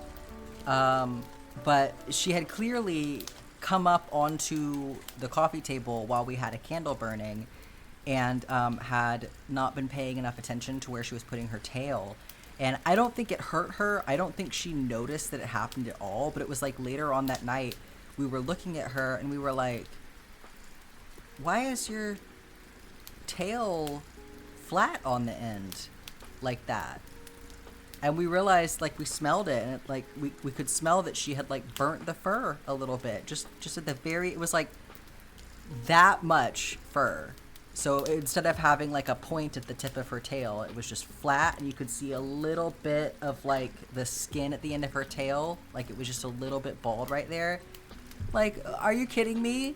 And so for years, you know, the fur grew back, but it just stayed flat on the tip of her tail. And we just recently looked at it the other night and realized, oh, it has fully recovered. Her little tail comes to a point again. So funny. Cats are so ridiculous like that. Yeah, sometimes just gotta burn your tail just a little.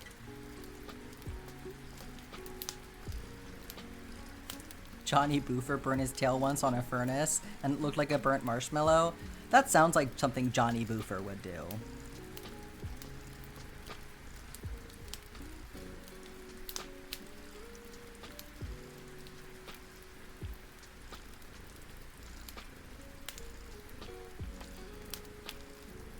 If you haven't already, I feel like you really need to get him one of those cat toys that's like a cardboard box, but it looks like a camper van, because I feel like Johnny Boofer needs to live in a van.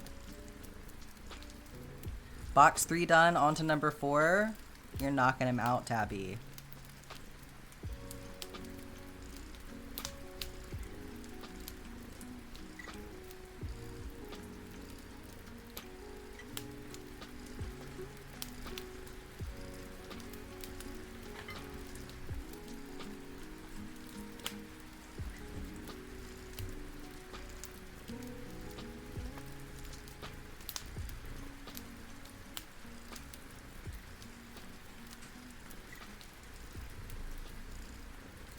How many hours have I been working on this project? So I am estimating that it takes me about 2.5 hours per row. Sometimes it's more, sometimes it's less, but that's roughly my average. And so I am currently on row... Sorry, I gotta do some math.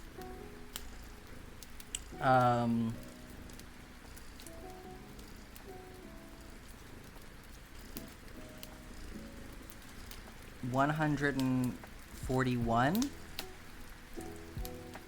I believe. So,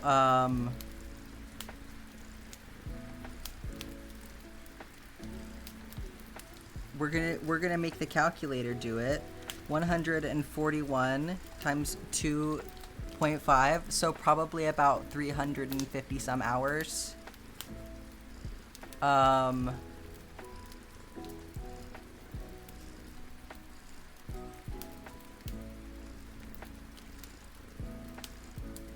Which honestly doesn't even feel like enough, but something like that.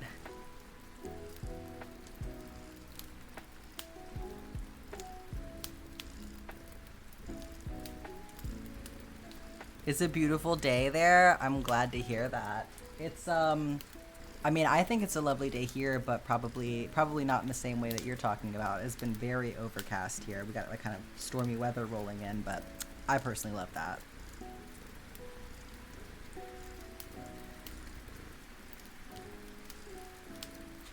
You have to bring their next Halloween costumes to life first. What are the next Halloween costumes gonna be? Is that for this year? Are you still doing Halloween stuff for this year, or is that for next year?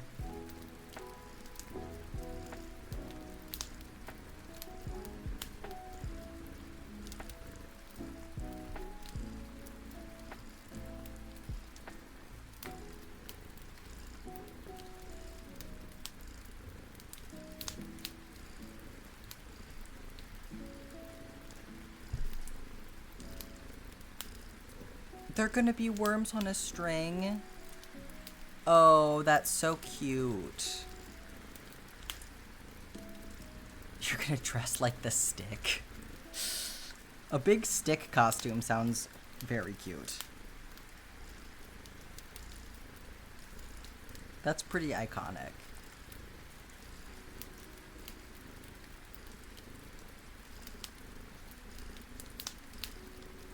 I feel like the Halloween game was strong this year. People really, like, not that I saw people near me doing anything because I did not go out, but a lot of people on the internet were showing off their Halloween costumes, and I feel like there was so much cool dressing up happening, and I love that for the world. Floors are finally done. Hell yeah, Scarlett. Yeah, it's a lot of hours for sure. But I am okay with that. What am I doing? Excellent. You only got one more.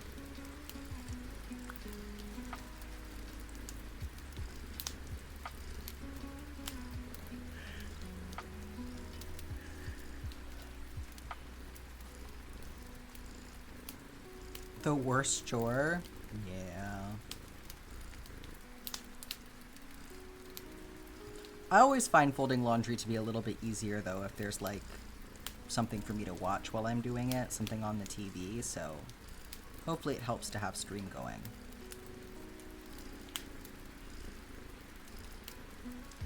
As long as it's not something that's too engaging, because you don't want to fall into the trap of just, oh, I'm just gonna stand here and watch the TV and not pay attention to the chore that I'm supposed to be doing.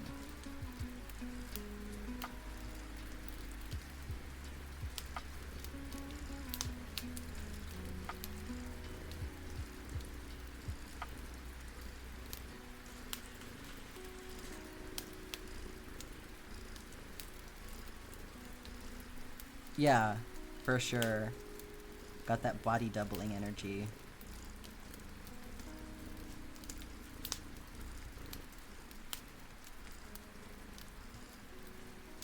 Yeah, I like having streams up for that reason too. Even if it's like a game that I don't really play or find that interesting, a lot of the times it's like just because my friend is there talking and playing something, that'll be like enough to keep me motivated.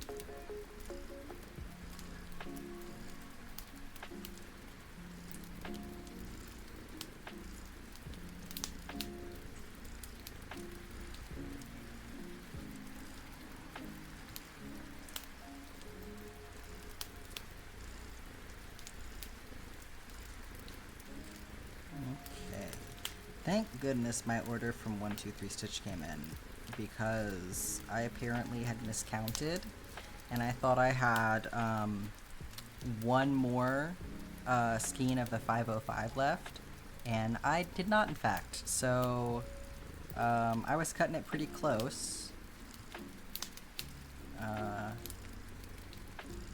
But I got it yesterday, so all was not lost.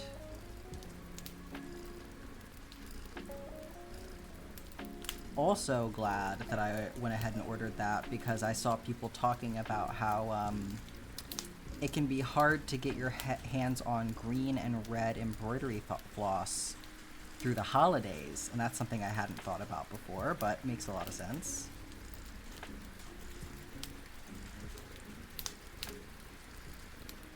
Apparently one of the colors that I use quite a lot, the 702, which is the color of the grass, is a very popular Christmas color.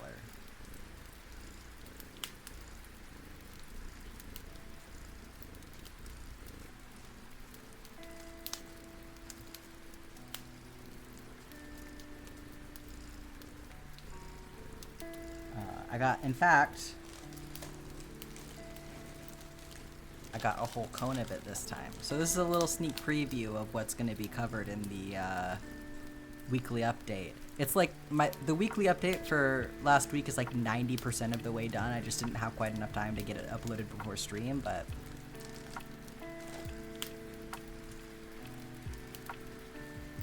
I'll get it posted afterward.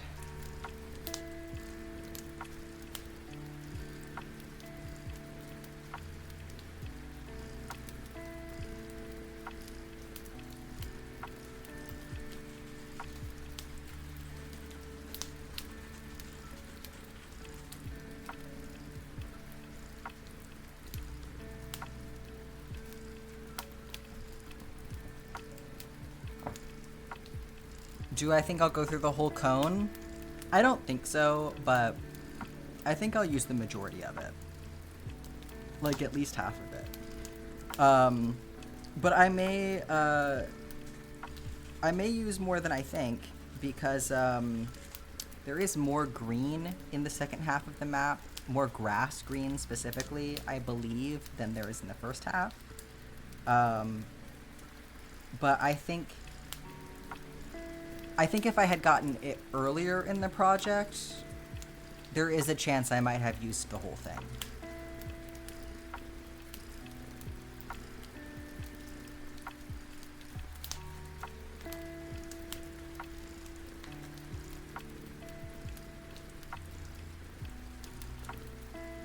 There are really only two colors that I think it makes sense to actually get the cones for.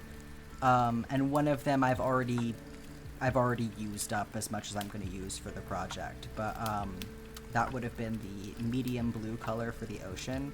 But even then, with the price that I was purchasing floss at previously, I don't think that I used enough of that color that the cone would have saved me money. So, like, I'm okay with not having gotten one. Like, for the most part, I don't think that cones really do that much for me, because I don't actually need my yardage to be continuous. Like, even with the cone, I'm going to still have to cut it because I can't work with it directly from the cone. It's too bulky. So it really is just about, like, the amount I'm going to use. So I got a cone of embroidery floss. So this is the grass green that I use. So I'm just talking about, you know, I've got this one cone, but it doesn't really make sense for me to get any others because I'm not using that much of the other colors. Yeah, you don't see the cones as often, and you can't, that's the other thing, not every color is available as a cone. You're falling asleep, Zephyr? Have a great night. Thanks for hanging out. But yeah, not every color is available as a cone, so I don't even know that I could have gotten the blue that I needed as a cone. It just happens that this particular grass green color is a commonly used color in crochet, likely because it's often used in, not in crochet, sorry, in embroidery. I think it's commonly used for Christmas stuff, so, you know, that makes sense why it would be available as a cone.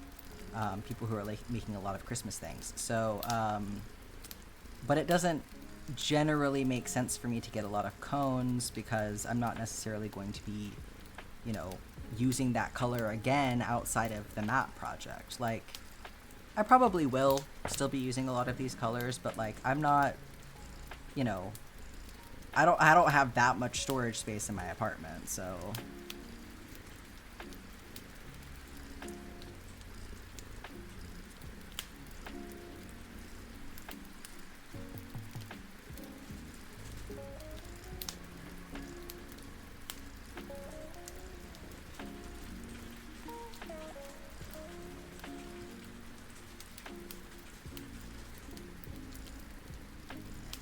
Too many cones. Yeah. I'm like, I don't need to be stockpiling yet another thing. Maybe someday, if I really, really like keep this up and I'm doing lots and lots of things with embroidery floss, you know, it may make sense to invest, but at this point I don't feel compelled to.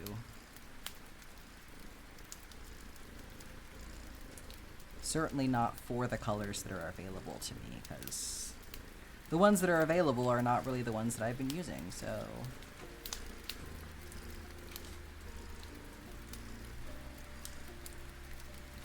Yeah, it's small and easy to store, exactly. That is a huge part of the appeal. This is a lot easier to keep track of, you know, or the little skeins of floss. You can really just shove them anywhere, but the cones take up so much extra room because they've got that rigid center. It's a lot more portable than crocheting with yarn, for sure. 100% agree. Oh, I can actually pull that from over there.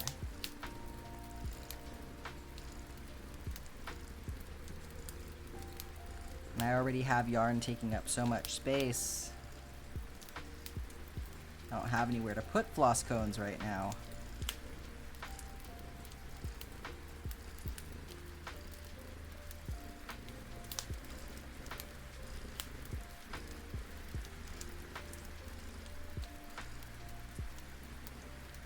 It looks like a giant friendship bracelet. No, I 100% agree.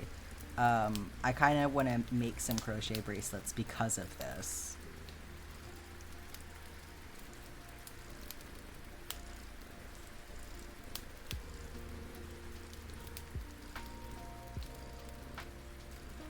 Maybe I'll like get into that more towards the summertime.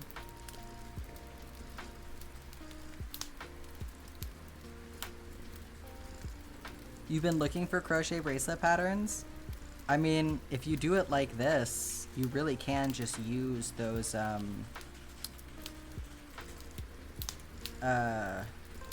like the friendship bracelet patterns, like the pixel grid ones.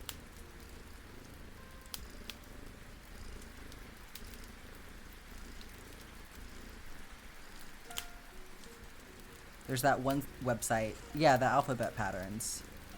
You saw a pretty picture of one, but it turned out it was AI. Boo. That's so dumb. It's so unnecessary.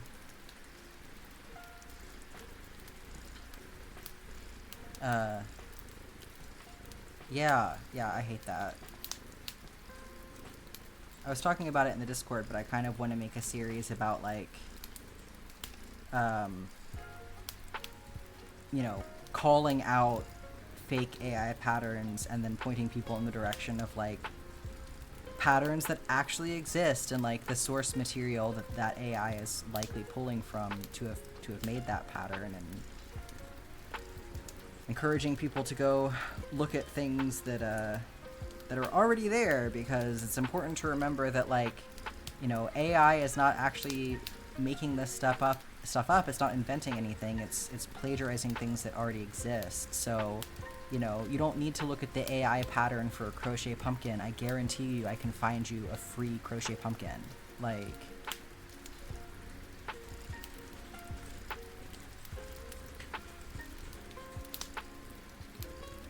it's not even something that we need to, like, make, you know?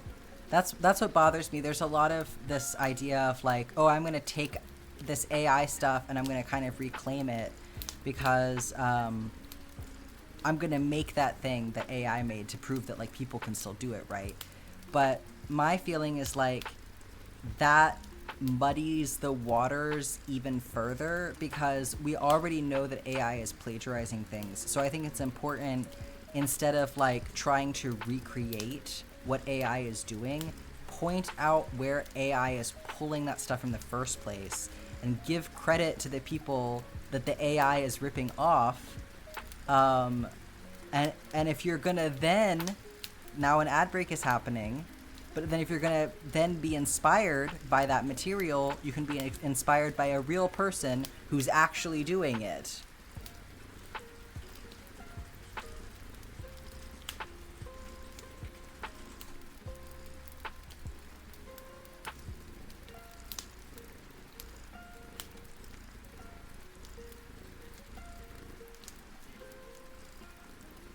Yeah, no, that whole, yeah, that creator is very clearly not being honest with their audience. And that's the thing too, is, like, so many of these people who are, like, making stuff with AI can't be honest about their use of AI because they know they're doing something wrong.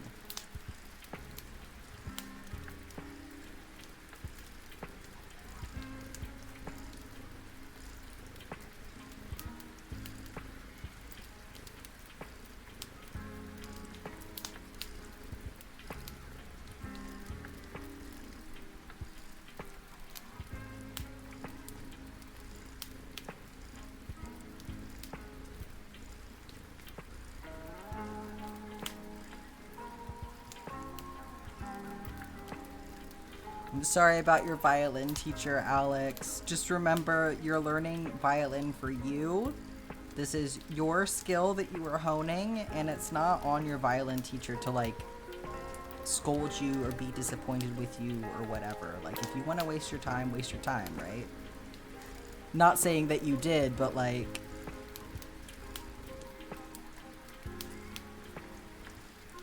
I don't know. I hate that attitude of disappointment that people get unnecessarily, and I felt like so... I don't know. I felt like when I was in school and taking lessons and things like that, I don't know.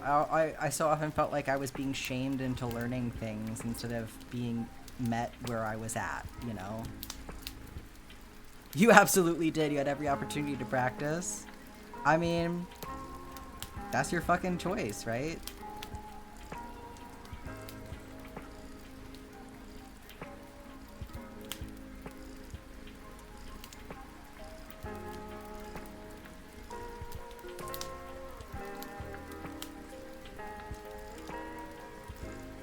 Yeah, it's not your place to be disappointed. Like, okay, more lessons for me, right?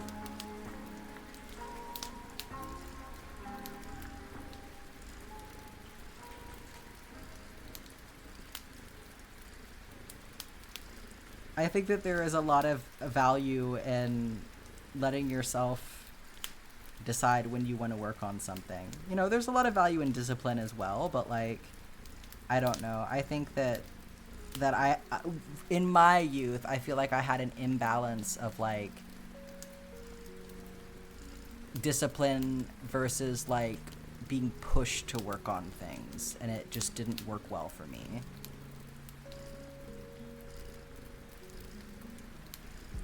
I wish that like instead of that shortcut being taken of like having people rely on, you know, ChatGPT for notes and things like that, there could be time given to people to write their notes.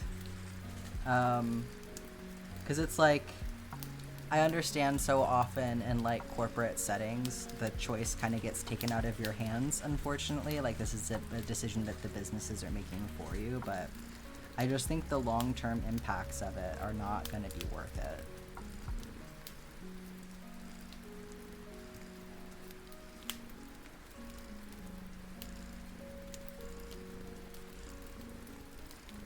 Yeah.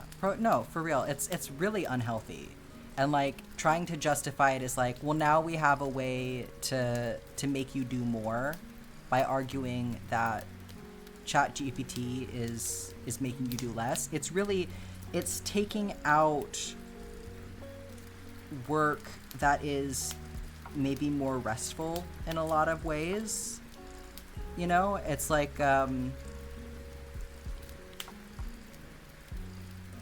ChatGPT is taking out the thinking time so that you can be just constantly like talking or constantly moving boxes, or, you know, like,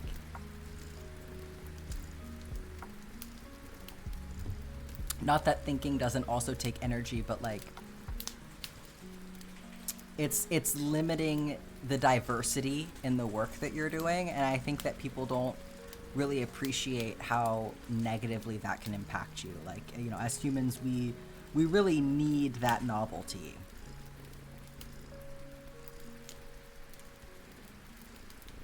Like, working for other people, if I can't be mixing up the tasks that I'm doing, I get fucking stir crazy. Like, I'll start doing somebody else's job, right? Yeah, they don't get paid for the notes you write, so they don't care. But they should care because, you know, that documentation, I don't know necessarily what you're doing with those notes, but like, I think having things well documented and well organized often does benefit businesses in this way that's not necessarily quantifiable, but it does have an impact. So yeah, there's AI. Well, I think part of that, Scarlett, is a misunderstanding of what we mean when we say AI. So to be clear, AI in and of itself is not necessarily a bad idea. I think that in terms of like AI has been used for a long time, specifically in video games. And it's more of like predictive programming is maybe a better way to look at it, where, you know, if you like to help program the movement of a character into more unpredictable patterns, and like what you're talking about there with like the projected development of tumors, like, you know, I'm a little bit skeptical of that one just because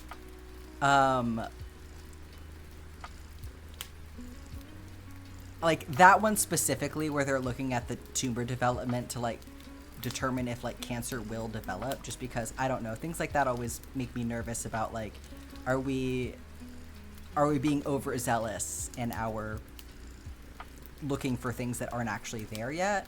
But like, if it's a way to get people to do an actual cancer screening, then like maybe that does make sense. I don't know enough about how that's being used, but like when this predictive programming is being used in a way that is based off of actual data, it makes sense. Because like you're looking at things like math, which does have logic that a computer program can like fully appreciate, versus generative AI or LLMs, more specifically, large language models, which is what ChatGPT is. That's not AI. That's not any kind of intelligence. It's regurgitating the internet. It is a program that is able to recognize patterns in speech. And so it is taking those patterns and putting words in an order that we are able to understand and appreciate as dialogue, as a conversation. And so people look at ChatGPT, which is why it kind of makes sense to use it for like transcription or note taking. But I think that like that could be done. Like I don't think that ChatGPT is the program for that. I think a program that is more specifically geared towards that would be better, just because ChatGPT is so wasteful specifically. But we look at these programs as having an intelligence in order to know correct answers. But in reality, these programs are referencing the most common responses to things like this. So essentially, you are putting your fact checking in the hands of like random people on Reddit, because that's a lot of where ChatGPT's knowledge base is coming from, is like random Reddit forums and shit.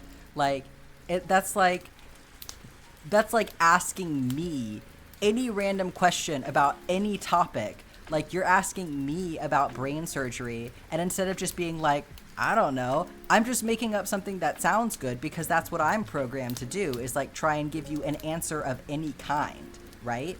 And so people will ask ChatGPT like, oh, where'd you get that data from? And ChatGPT will be like, I have no source that uses that number and came to that conclusion. I made that up to give you an answer because you asked me for an answer. And then people will be like, oh, okay, are you lying to me? And ChatGPT will be like, yeah, that's what I'm programmed to do. But, you know, if you're asking me for an actual source, maybe I'll give you an actual source. But then it's like, it still won't do that. It'll still make things up. Like people, like it, that's not what it is actually doing. So yeah, I think having programming in that vein of AI that is actually based on data, and specifically data that company actually has ownership over. That's another key point, because ChatGPT is a fucking plagiarism machine. It's stolen data. There is value in that, but the way that Gen AI is being used is garbage. Yeah, you're more likely to get misinformation. And people are like, oh, well, when I use ChatGPT, I fact check it. Bullshit. Bullshit you do. Because if you were actually fact checking every single thing that you got from ChatGPT, you wouldn't find value in using it in the first place. Like, it is, the devil is in the details, right? It really is the little stuff that's going to get you, that you're not going to think to fact check, that you're going to assume it's so innocuous it must be true, and that's where it's going to get you. Yeah, if you're going to fact check, just do the research. You know? What is even, like, sometimes, and I think this is better than ChatGPT, because it's actually founded on real things in the first place. I will research something by going to Wikipedia and looking at the Wikipedia page for it, and then scrolling down to the bottom and seeing if it has any articles linked, and then I read the articles. Because often what happens with ChatGPT in particular is that it'll link you sources, and then you go look at the sources, and the source says the opposite thing of what ChatGPT said it said. So just because it tells you it has sources, you can't be like, oh, okay, so then it knows. That doesn't mean that it interpreted those sources correctly. It means that it looked at the source, saw that the words that you asked about were present in the source, and then told you that's a source for its response.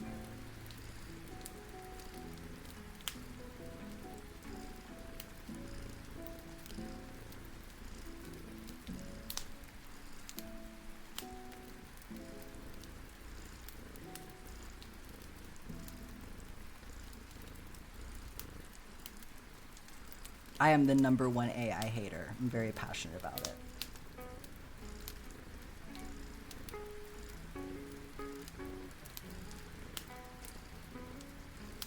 One of the big reasons that I haven't made content about it yet is just because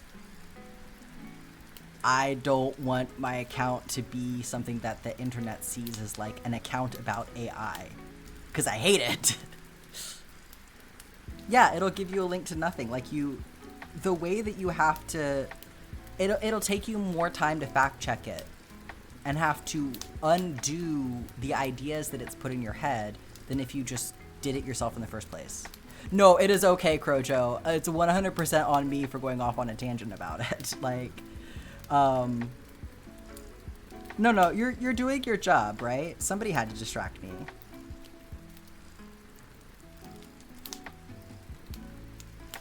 I was overdue for going off on a huge tangent.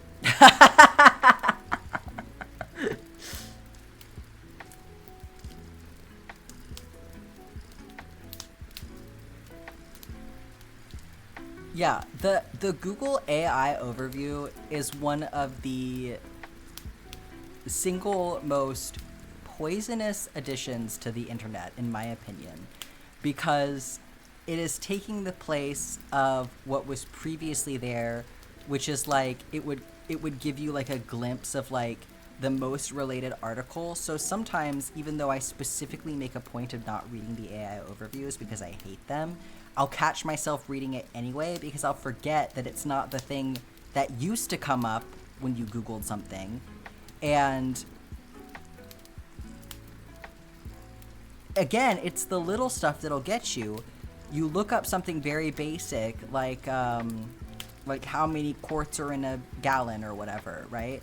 And you go, oh, well, whatever. This time I'll just look at the AI overview because that's such a simple answer that surely the AI overview is going to be right? Like, surely there is enough consensus. And that's exactly what I'm talking about. Like, you start to trust it for the little things, and then you don't pay attention to whether or not it lied to you. Yeah, I always try to remember to not look at it. Like, I want to scroll down and actually open a website.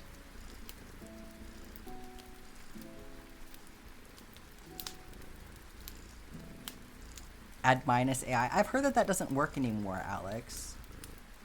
I think... Do I have this? Hang on. I'm just going to search for something random. Yes, so on my computer, I have a thing, an extension installed that prevents the AI overview coming up when I search for stuff. So I generally forget about using that, because I only need to do it if I'm searching for things on my phone. But I've also heard people say lately that it's not working anymore. Yeah, the shortcuts is crazy, and it's like shortcuts to nowhere.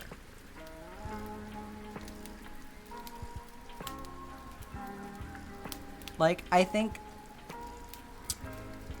we've gone from having to research everything through like books and magazines and stuff like that to having all of the information compiled on the internet to a degree that we just assume that information will always be directly at our fingers, so we stop actually learning things.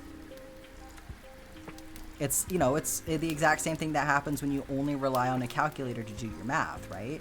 And that's not to say, you know, you shouldn't do that, because I think a lot of people just are not going to use math often enough in their everyday lives to continue to hone that skill in order to not kind of need help from the calculator, right? But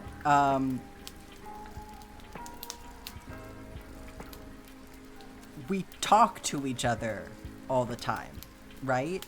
We're thinking constantly. So if we apply that same logic to things like ChatGPT, if we're replacing our cognition and our ability to have a conversation with something, and we're using that like we're using the calculator, then in the same way, those skills are going to degrade over time. You hate using calculators?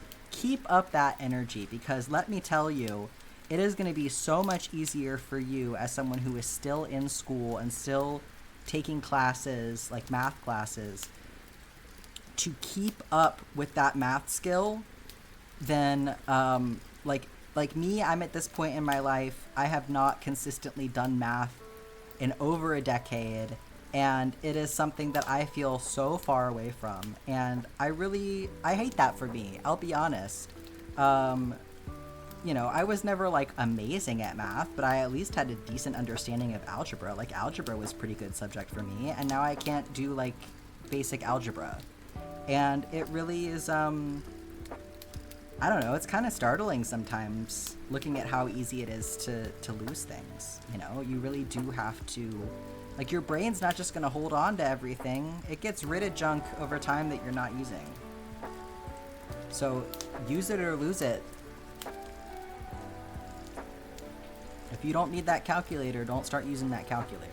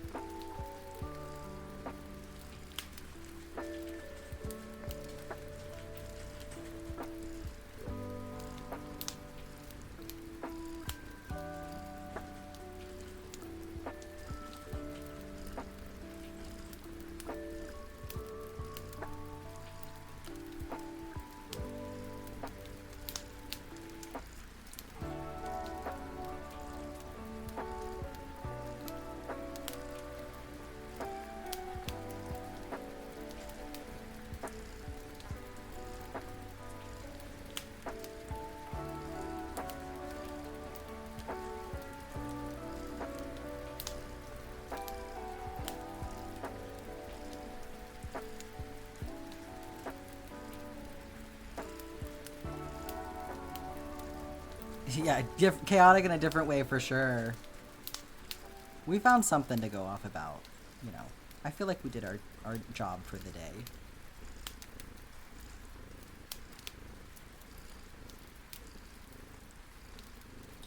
Yeah, you remember everything? Hold on to it while you got it. I'm telling you, your memory's not gonna be that good forever. Keep flexing that muscle.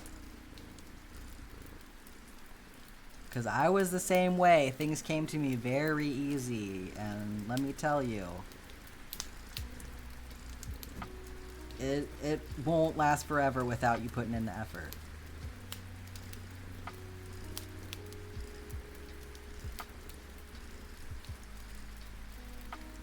Part of that is also trauma. Trauma will do that to you as well.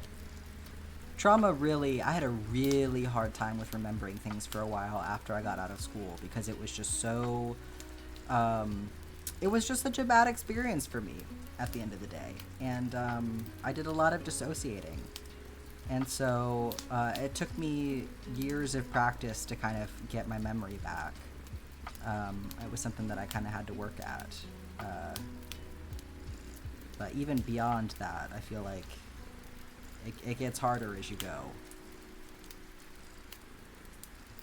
You know, there's a reason they tell you to start on stuff when you're young, that, you know, your younger brain, you got more elasticity, you're more, it's easier for you to learn things, like your brain is still doing a lot of creation of those neural pathways. Like it's almost like it's in that mode, right? And then you get older and you don't create new pathways as efficiently. You still can, and you still should work on it, you know, because the more you do it, the easier it'll be, right? But I think a lot of people, you stop using stuff regularly, right? And, you know, some people are just naturally going to have better memories than others. But when you're not in school anymore, you're not going to be, you know...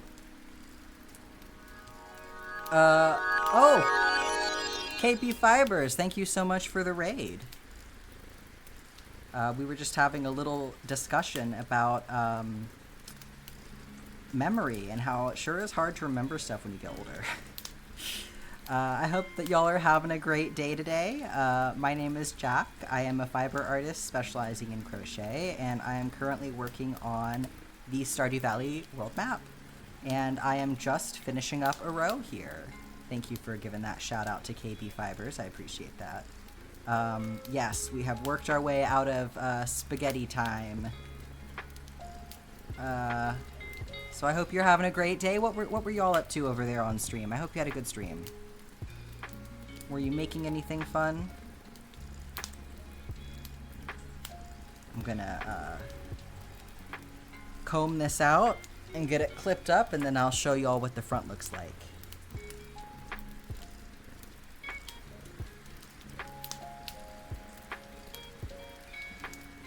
You were crocheting squares for craft blanket as a Christmas gift? That's awesome. Yeah, I was talking about it earlier. I was like, I know some of y'all must have Christmas crafts going on. We're entering that time of year. How do I keep all of the threads on the same side? You just want to make sure you're always pulling them to the back whenever you're changing color. So it's a different maneuver, basically. It's like the same thing but slightly different from when you're crocheting on the front versus crocheting on the back. So when I, you know, change my color, I pull my yarn towards me when I'm working on this side, and then on the other side, I will be, when I change color, I'll be moving it to the back. So it's just you gotta remember to put it back there. That's basically it. You need to take care of some things before it gets any darker? Yeah, absolutely. Raid and run, that's totally fine. I hope you have a great night. Alright, here's how we're doing. So we've got the forest coming along over here. There's this darker green color that I'm using for this area of the forest that I didn't really use on the other side of the map. And I think it's so lovely over here. It's really adding such depth to these trees. Like, you can kind of see the difference a little bit between the trees here and the trees here, because there's this like deeper green color in these trees and it's not present in these trees.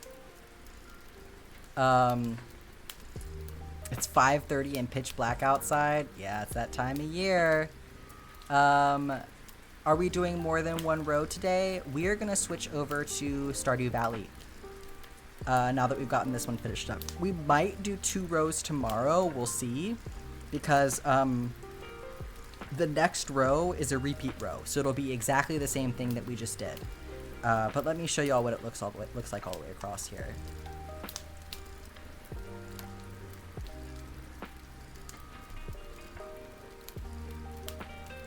So we're over halfway done now. We're coming up on the bus stop. We've got the farm well underway. I'll be starting the house soon over there. And we're exiting the forest over on this side. And we're coming into, there's gonna be an area of rolling hills starting up here pretty soon. So, must be getting heavy now.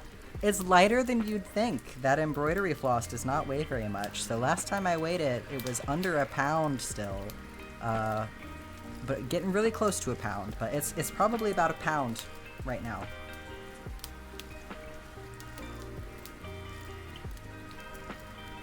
You know, it does pull down a little bit on my hook as I'm working on it, just because, you know, my hook is small, and it's more that it's bulky to work on than anything. But yeah, I think it's a little bit more lightweight than you would think. It's just sturdy. It's like a canvasy kind of texture, but it does still have some stretch to it. I would imagine it's gonna be around 3.5 feet by like maybe 2.25 foot. We're gonna kind of have to see how it blocks out. But that's my estimate as of right now.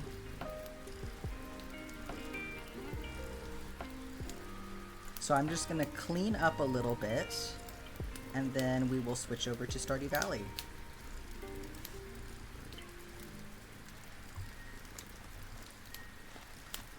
I started a brand new playthrough. About a meter, yes, for the people who use meters, yes. I started a brand new Stardew Valley playthrough on Sunday, this past Sunday. So we will be getting back into that. I played through the first half of spring, so we can play for about an hour and a half. We'll see how far we get.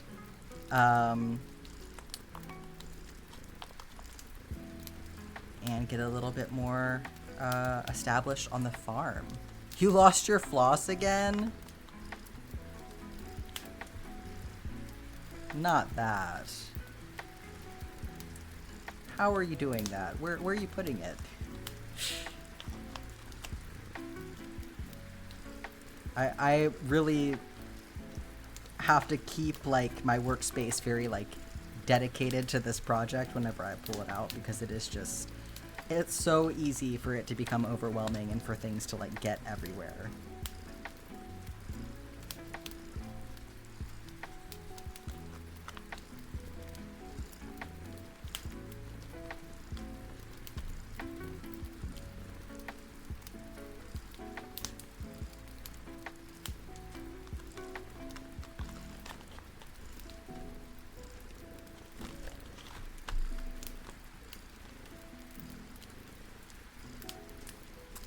You're just popping in to say hi. Thank you so much for stopping by. I hope you enjoy your lunch.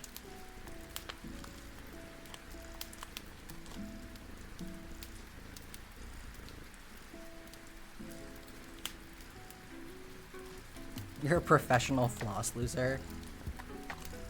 Oh, yeah, when you split your thread, I bet that definitely makes it harder.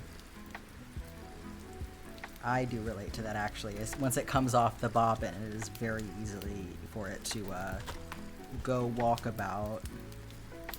I've been working with a little bit of embroidery on a different project, and I was actually splitting my thread for that. And so I would just make little twists of it and kind of set it to the side, and I definitely did almost lose it once or twice.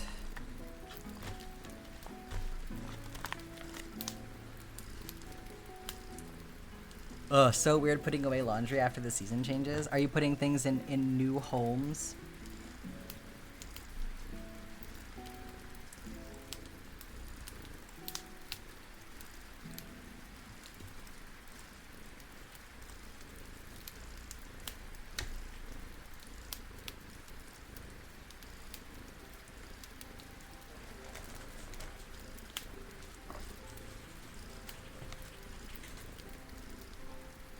Okay, y'all give me just a second. I'm gonna be just reorganizing my desk a little bit here so that I can actually get to my keyboard, and then we'll switch over to Stardew Valley in a second here.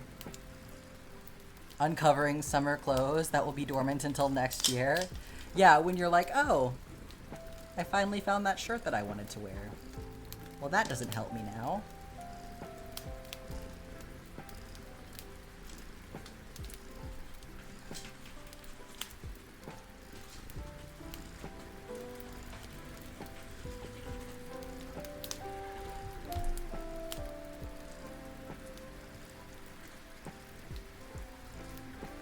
Okay, that ad break is about to happen, so that's perfect timing, actually. I was gonna run it manually if it wasn't about to go, so I'm gonna go grab another drink really quick, And I'll get us switched over, and then after that ad break runs, we should pretty much be good to get into Stardew Valley. So I'll be right back in 1 second.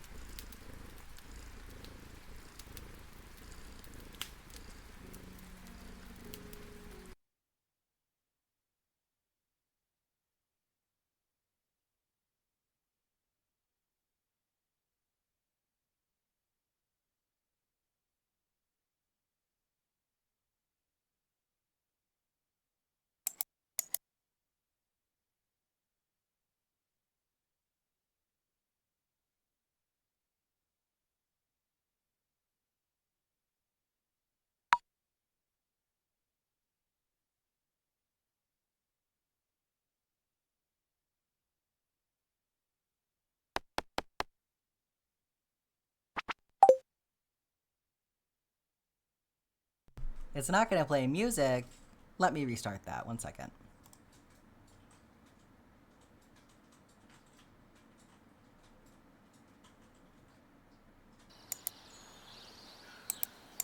That's better.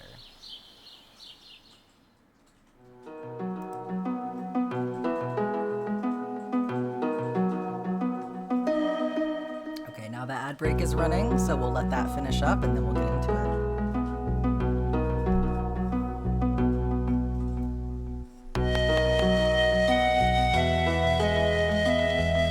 Let me turn it down some too, sorry. Y'all let me know if that volume is good for it and you can still hear me. You missed 3 ad breaks, you're just the chosen one, Ashes.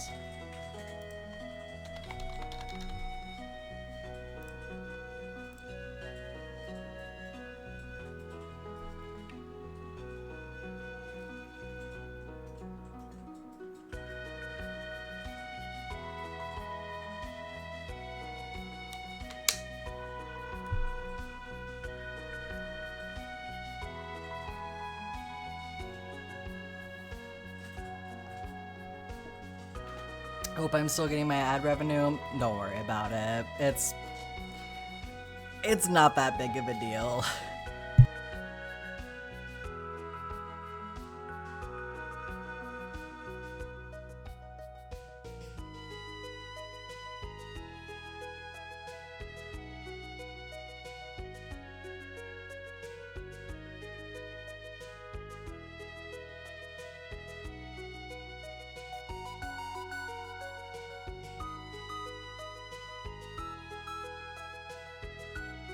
I honestly really hate having to do it in the first place, but it does help just a little bit. But it is definitely something that's like, it's a multiplier, right? So one person is not doing it by themselves. Yeah, in this economy, yeah, absolutely. It's like I'm collecting my pennies from all of these different platforms and like sticking them together, like so I can feel like I'm actually doing something with my life. Okay, we're ready to get into it. Here we go. So we're going over to Handicraft Farm.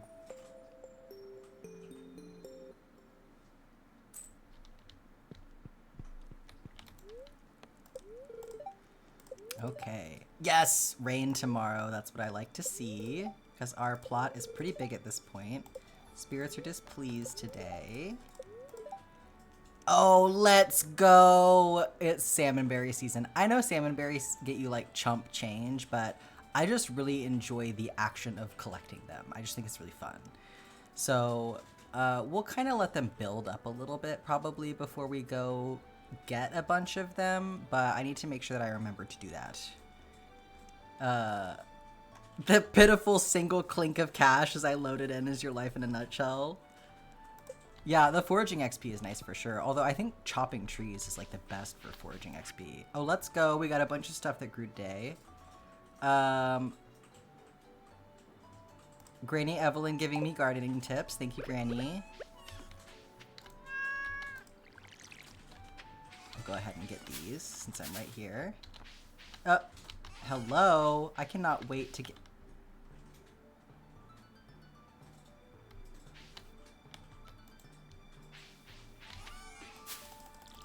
You're joking. Like I said, I cannot wait to get increased magnetism, because that shit is annoying as fuck. Oh, I'm out of room. Haha, I keep forgetting that I have no storage space. Okay, so we're getting there. We'll need one more gold star parsnip, thank God. I'll keep hanging on to these daffodils. We got a leak! George is going to love us.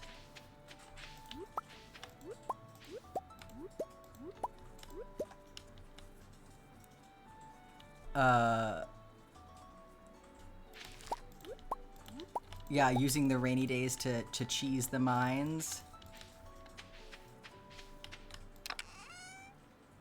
Let's see. I feel like I'm hanging on to everything right now. I probably don't need more parsnips than, well, but I wanted to make farmer's lunch and I think I need parsnips for that. Shit, it's so hard because I just want to save everything for gifts. So if you don't know yet, my goal in this playthrough, I've done this before, I'm gonna do it again, but I am trying to max out my relationship with every single NPC before I am allowed to romance anyone. So I am being strategic about, hanging, like, how I'm selling things, because some stuff I want to save for gifts. So this is annoying the shit out of me. I'm gonna put that in there for now. So you'll see I'm definitely making some choices to save some stuff that I could be selling, because I know that it's going to be really handy for getting my friendship up with people. So if you are questioning why I'm so broke, that is the reason. So, okay, some of this I can sell at this point. So I'm still going to hang on to...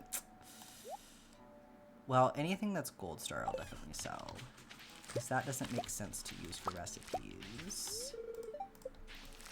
Haven't encountered any crows yet. The number of crows that I had after my crops, and now there's just none of them. Okay.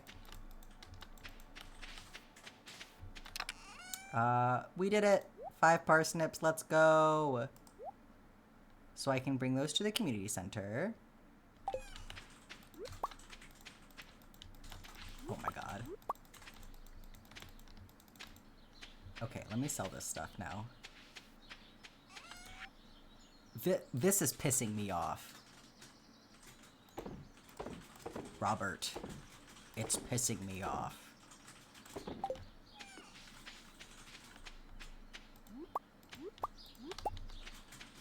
Okay.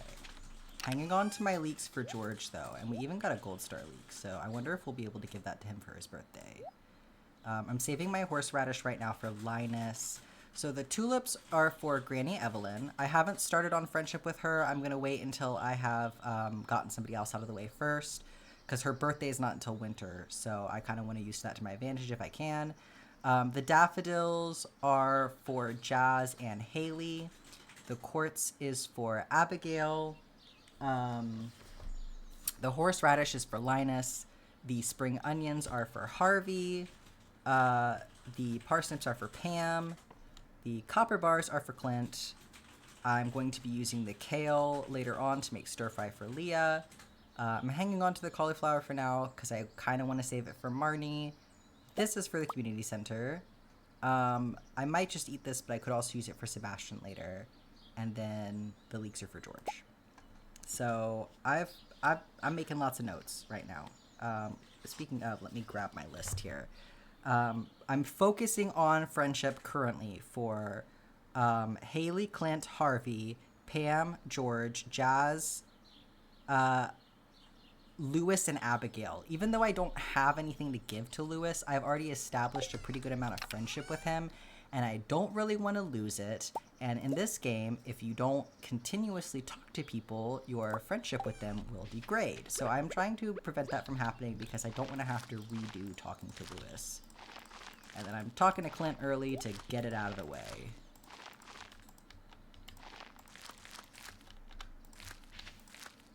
We'll just put that there. I already have all the gold star parsnips that I need, so I don't have to worry about that anymore. Okay. So now we can just kind of focus on growing whatever we want to or whatever will be useful to us, because we have gotten the things that we need for the community center in spring out of the way at this point, except for this. I still need to harvest this green bean. Oh, I also need to put a cauliflower in the community center. Let me do that before I forget. But like, I have everything else that I need. I just need to put it in there. So the last thing I'm waiting for is for this green bean to grow.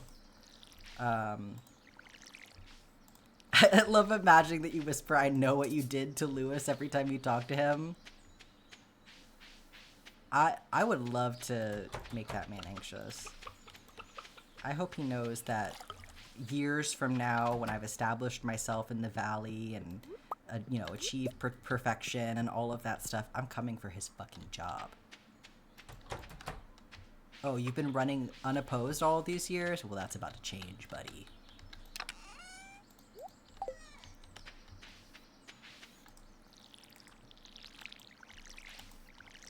I know that you can't actually do that in this game, but in my fantasies, I put Lewis out of a job, and I become the mayor.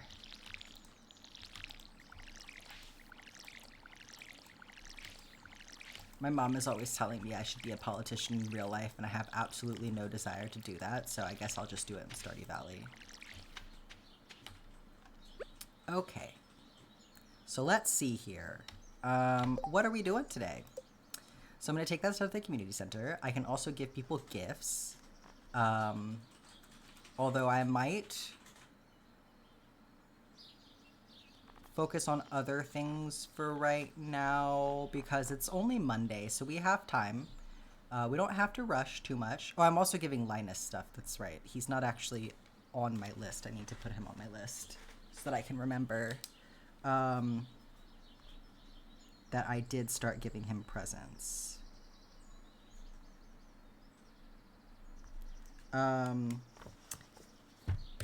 I will eventually download the to-do list mod, but I just didn't get to it before this stream. So we're going to the mine tomorrow. So I'm going to focus on getting this stuff to the community center, and maybe let's go shopping for seeds a little bit. Let's start. I cannot.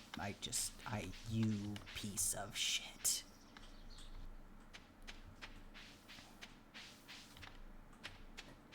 I said I wasn't gonna do it, now here I am.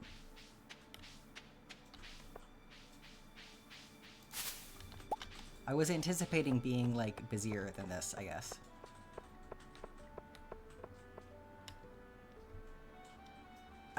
The real thing of it is, like, am I gonna go down into the forest? I think that's really more of what it is. Because, like, why not stop and grab the bushes while I'm walking right past them, right?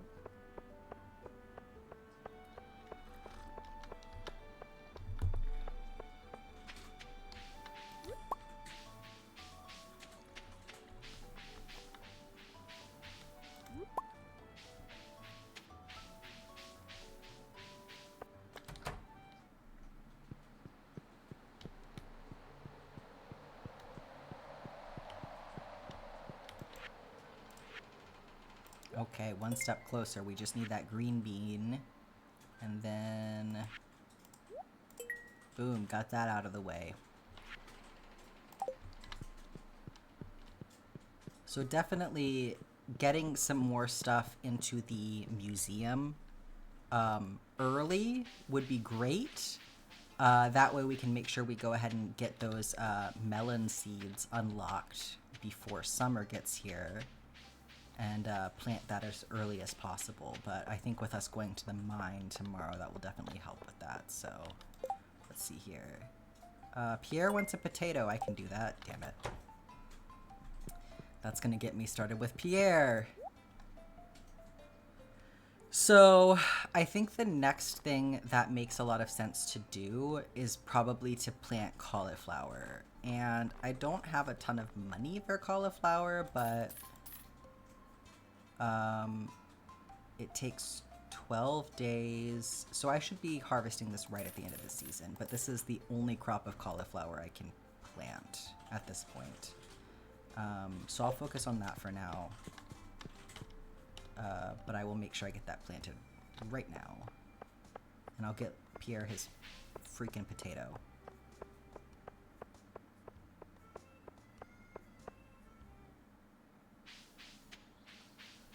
Oh, and I gotta make sure I give Robin her axe too. So we'll plant this stuff, and then we'll give things to people. Got a little fertilizer here.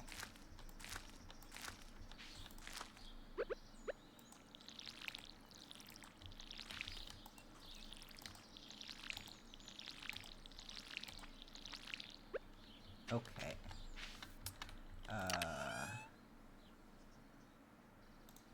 I guess I'll keep that out for Haley, and then I'll put these away for right now.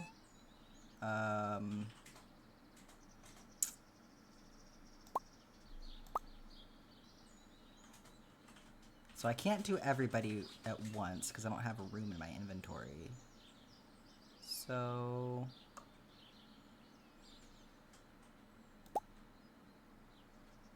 I'm gonna get overwhelmed so fast.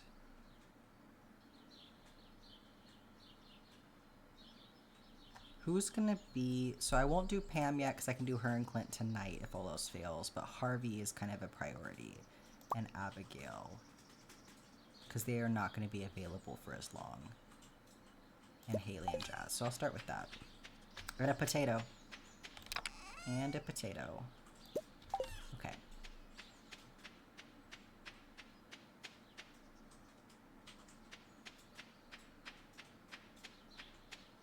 This is what it's like. It really keeps it engaging when you're trying to work on friendships like this, because you really have to...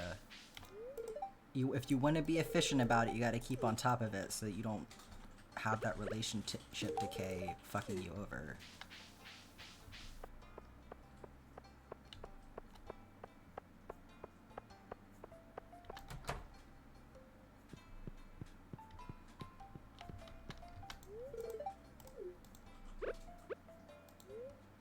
Don't eat the potato.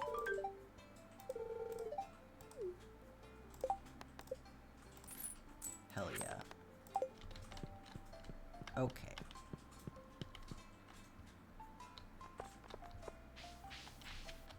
Where's Lewis?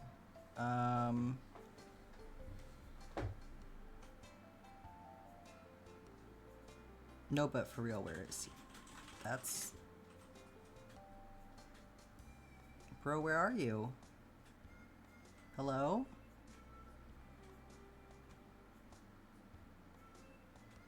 Guys, where's Mayor Lewis? Oh, he's at Robin's place for some reason. Okay.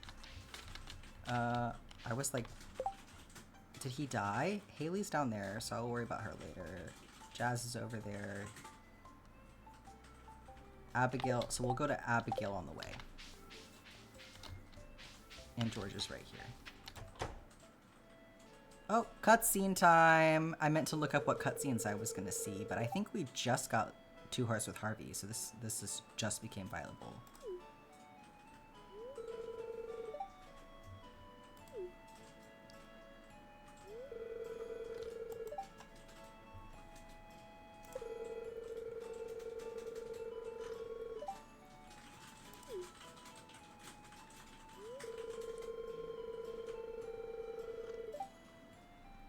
Okay, I will say, I think it's weird for Harvey to be like, you need to get exercise with your arms, as though this man is not in a wheelchair. Like, that's all he does is get exercise with his arms. Do you know how much muscle it takes to push a wheelchair?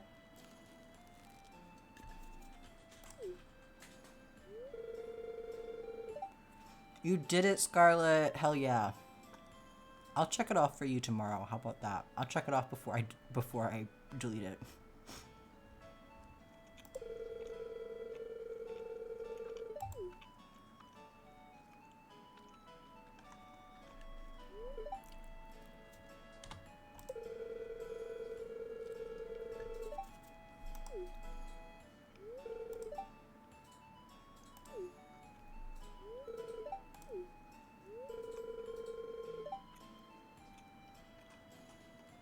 Not to be a suck up, but I do think that you should usually probably listen to your doctor.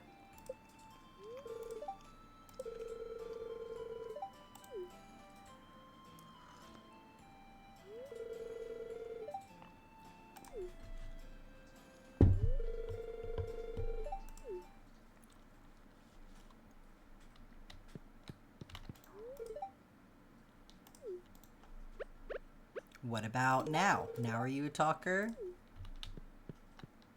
He loves me. Who do you think you'll end up with on this playthrough? So I'm gonna kind of let the community have a little bit of a say in it. So we did some polling last time just to kind of see, like, not as a final thing, but just to kind of see where people's heads were at. And the top choices so far seem to be Krobus, Sebastian, and Abigail, I think. So we'll see how that goes in the long run. I'm not sure, like, I love Krobus. Krobus is, like, my favorite character. But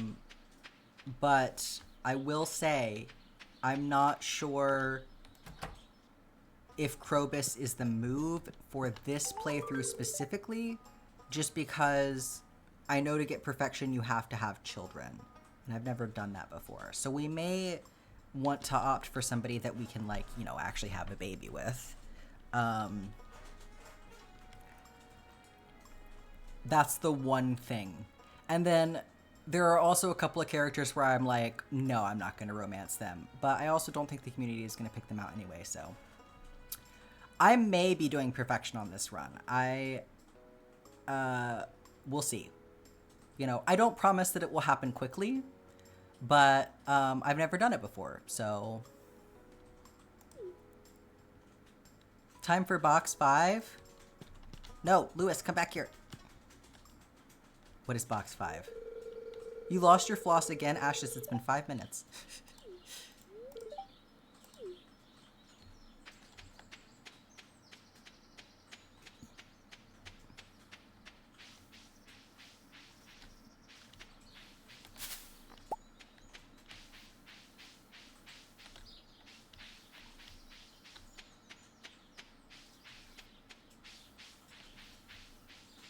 Is box 5 a perfection thing?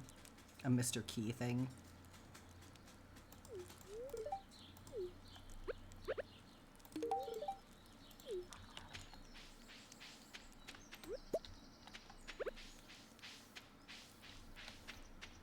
Okay, let's go get Haley and Jazz.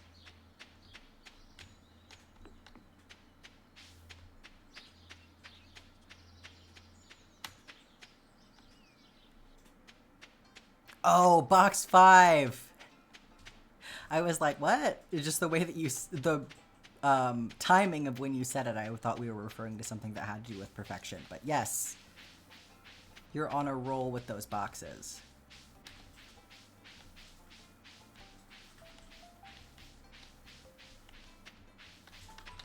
Goldfish brain over here.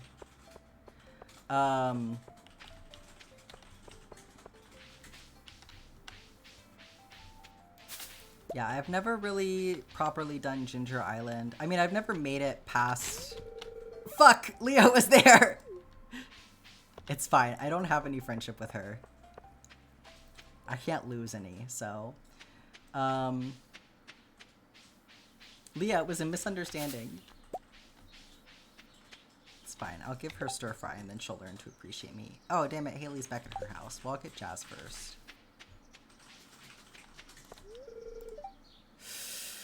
I'll get Jazz tomorrow. Literally missed her by 10 minutes.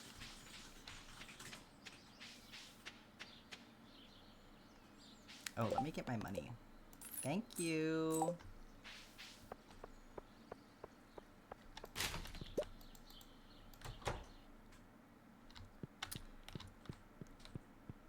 So yeah, I would like to use this playthrough as like motivation to do things that I've never done before and to like really stick with it.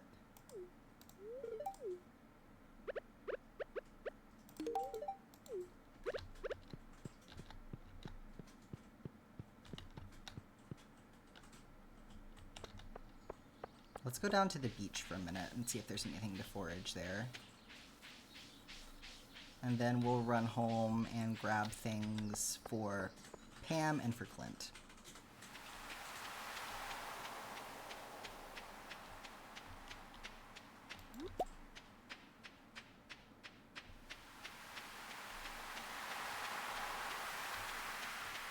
We can probably fix that bridge pretty soon. Would imagine we have about enough wood, so.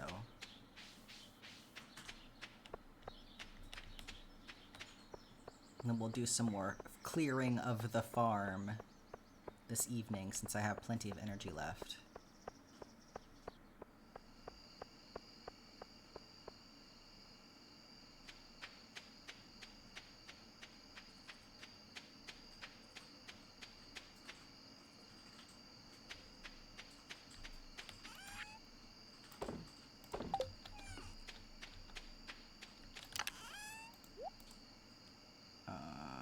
Okay, what am I doing?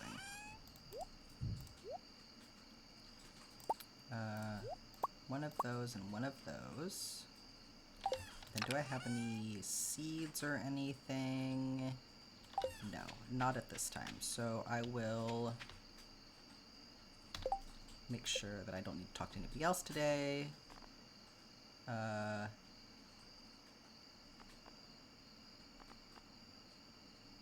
just Pam and Clint.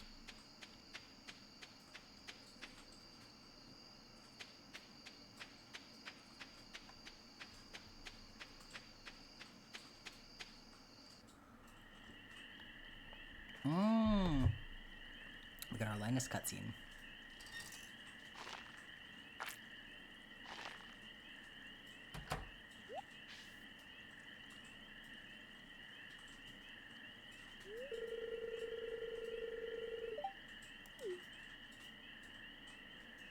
Inexplicably coming from the opposite direction now.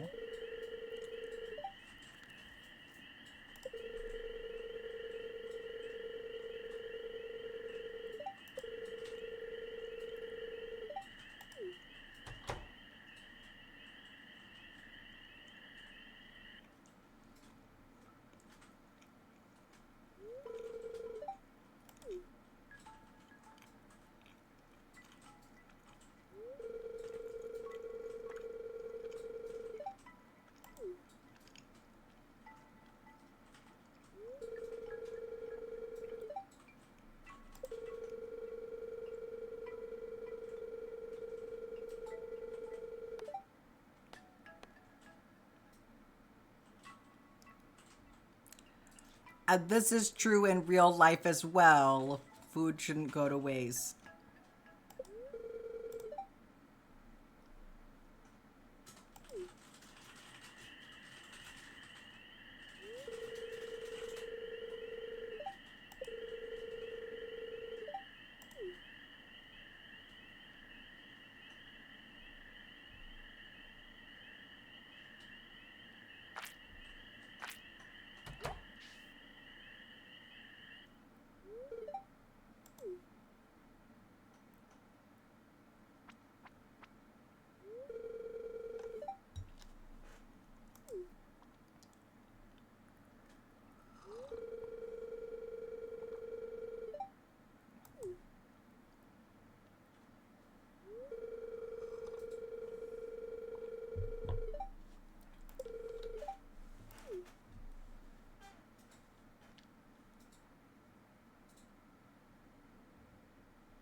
Poor Linus. Why do we have so many copies of Holly Golly in German? For all the Germans in the chat.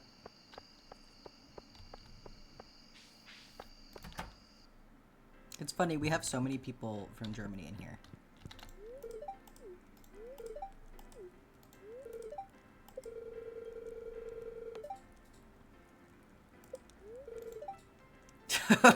Oh my god. I don't think I've ever gotten that dialogue with him before. I hope that means we're doing a good job.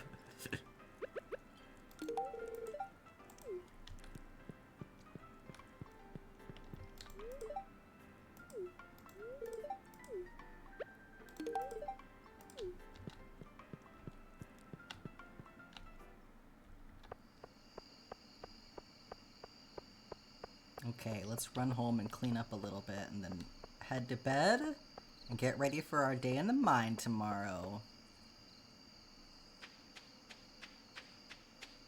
I should probably chop some trees so that I can get some seeds to use for food for tomorrow.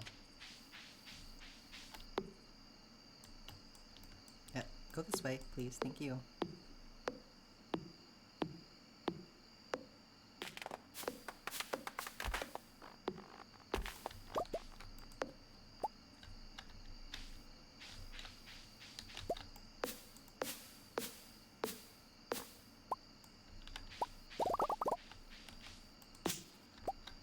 There aren't that many people who speak German and want a card game in this area of vaguely Western US. Yeah.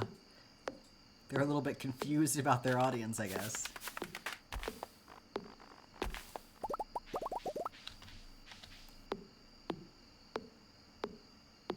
You checked your Lord of the Rings step tracker and doing chores added another half mile? Hell yeah.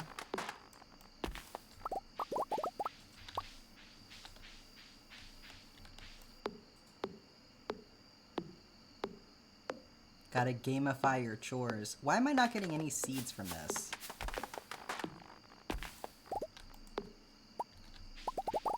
There we go. There's a pine cone. Can probably do one more.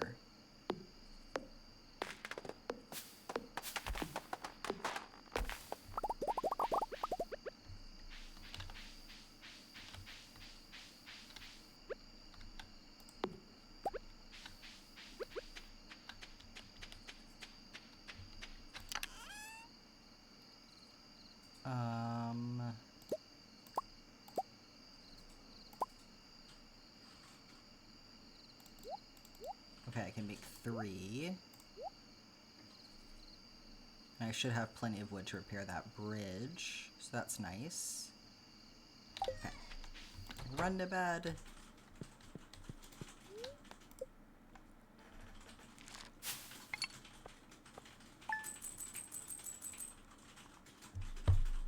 Okay, not a bad amount of money for today.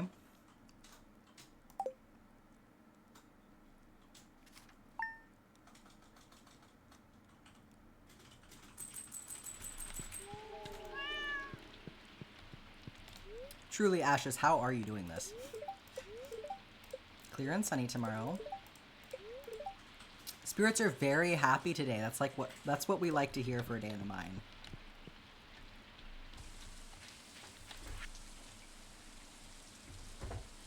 We got the cheese cauliflower recipe from Pam. Pierre's sending me ads in the mail. Thanks, Pierre. I guess I can also save these carrots for the mine. Oh, I got my green bean! Let's go! Oh yeah, 105 energy from that one. Yeah, I'll save that for the mine for sure. And then I have some field snacks. So let me put the rest of this away.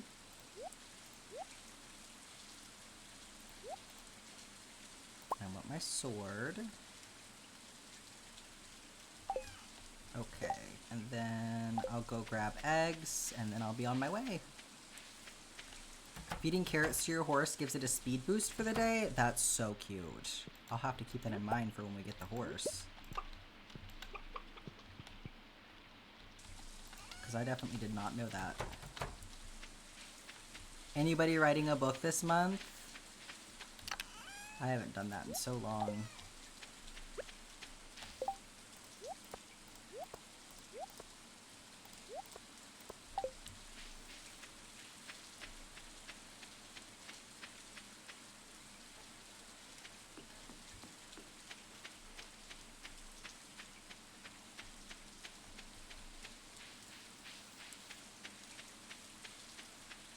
Every little bit counts, right?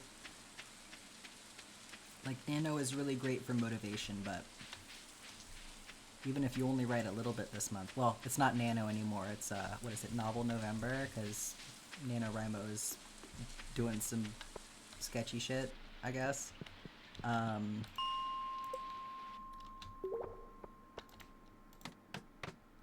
need to remember to put a chest out here.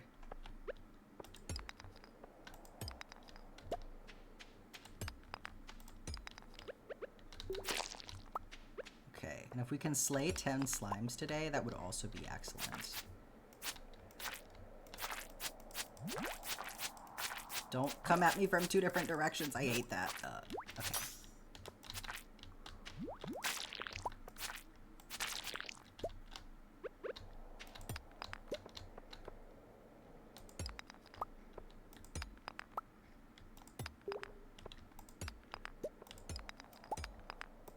Yeah, the whole nano mess. I know. I'm right there with you, Ashes.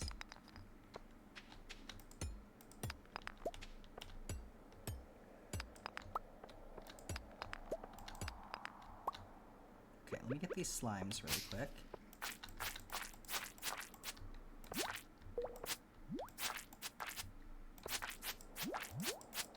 No!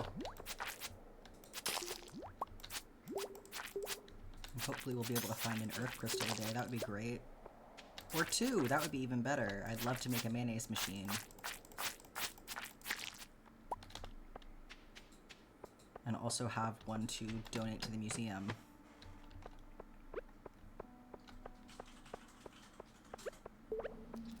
God damn it.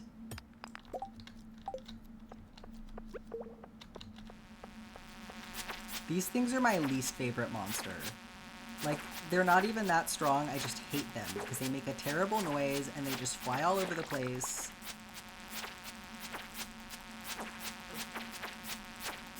Oh my god, please. Leave me alone. Oh my god, there's so many of them, I hate this.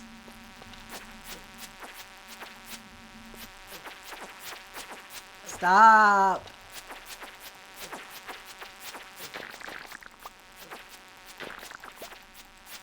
Oh, don't do that. Come on. Oh, and another... Okay, come on.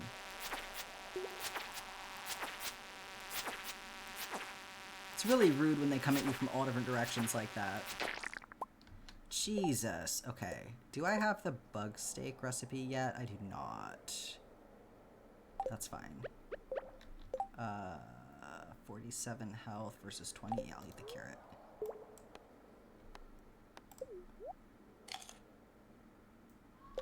Nice.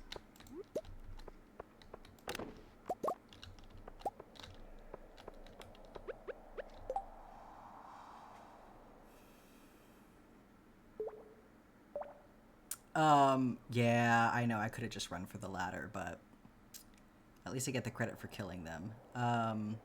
Oh, it's a fic that you don't really want to talk about? That's valid.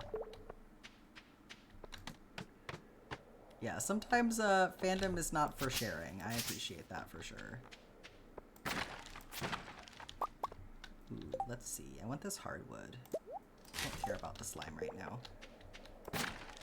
I'll be honest.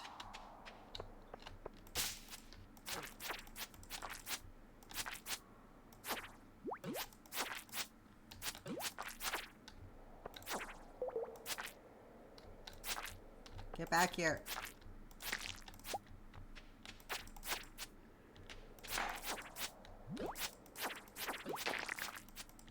Stop. Oh my god.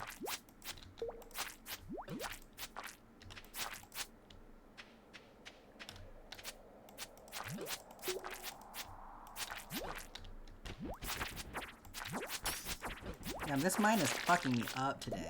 Jesus. Okay.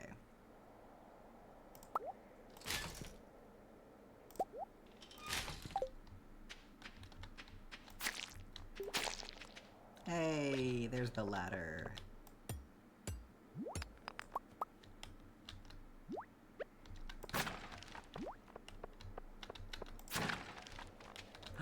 Cave carrots. Sap. Really need that backpack upgrade. That's like... Need to save up for that ASAP.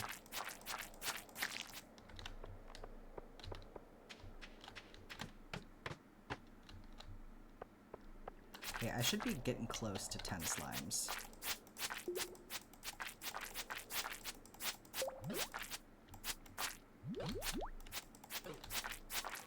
Can you please stop standing underneath me? God. Okay.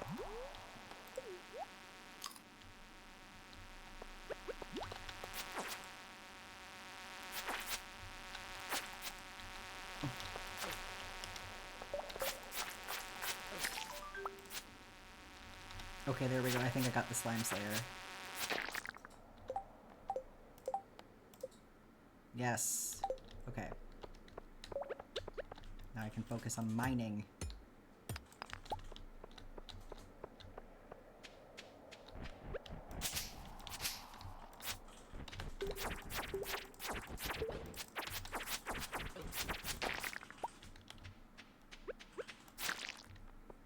And then this has an amethyst.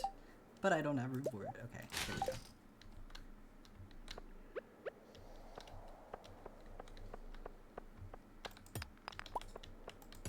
Ooh. There's another something up there. Haha, stupid slime.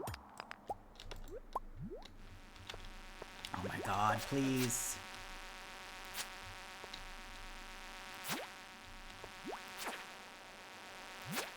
It's the way they come from nowhere, too.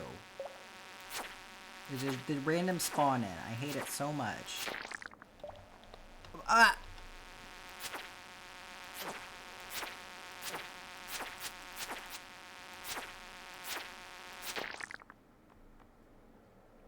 Will I be making a slime hutch? Probably.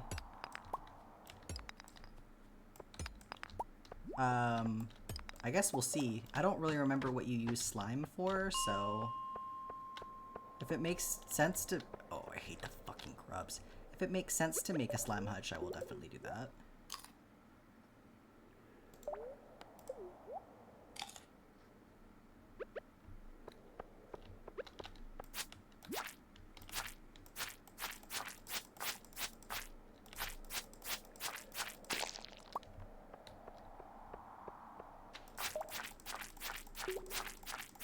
I love it when you catch them at the top like this, because you can just kind of stun lock them.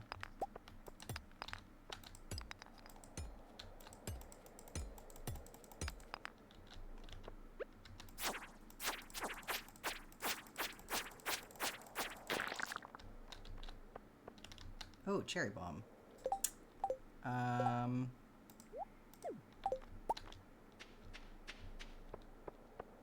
See if I can make use of that.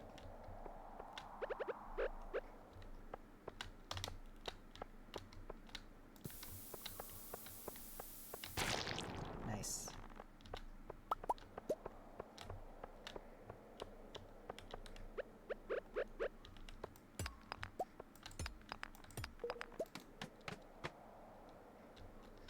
Found an Omnicord online. You've been playing Rebecca Sugar songs. Sounds like a perfect use.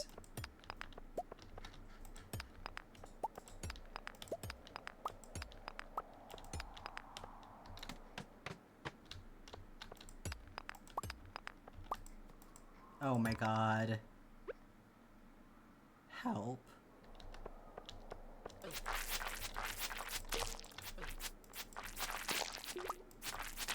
Oh, thank god. Okay. What is this? A relic shirt.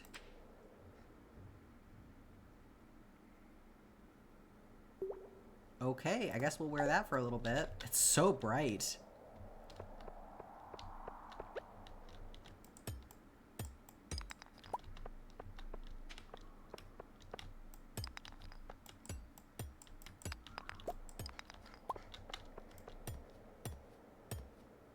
feel like the spirits were not in fact pleased today. Yeah, the monster spawns are telling a different story, huh?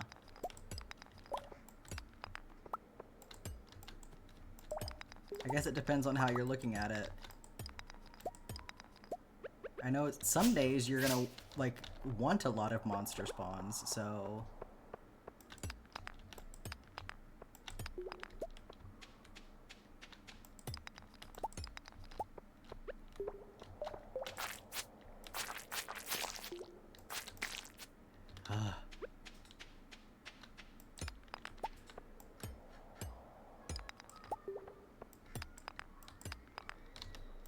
You gotta go? Well, thanks for hanging out. Yeah, we appreciate you being here. I'm only gonna be on for like 30 more minutes, so... but yeah, feel free to stop back in tomorrow. I'll be here at the same time. And I hope you have a great rest of your night. Oh my god.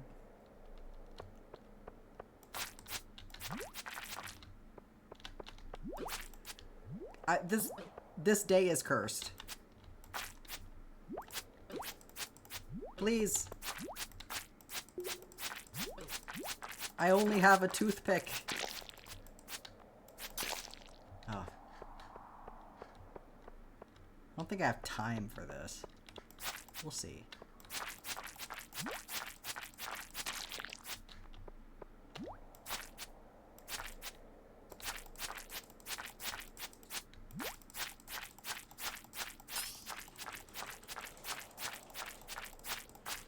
He's angry. Okay, what is that?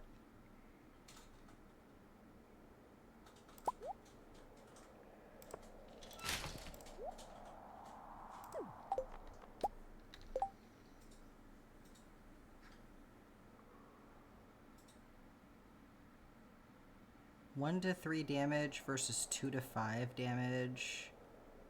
I guess I'll try it out for a minute. I don't usually use the daggers, but... Oh my god. Nope, I'm not a fan.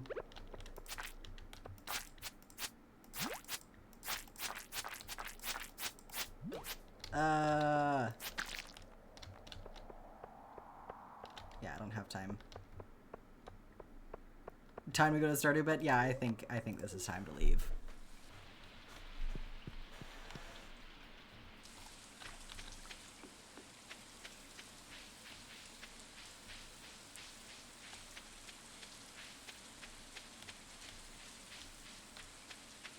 Yeah, I just don't generally like the daggers.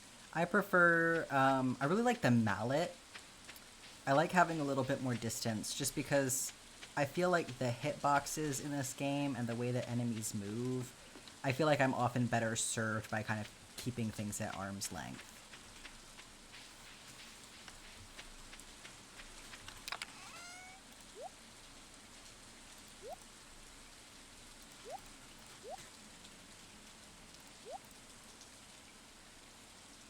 We can do some copper bars before bed.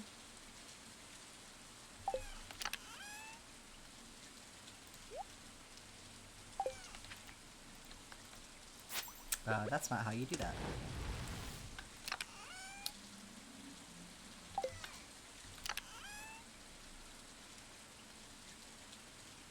Let's see.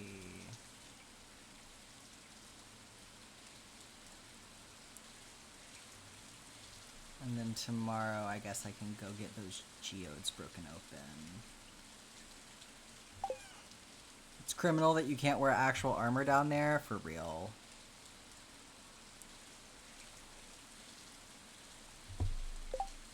I guess I'll put this in here.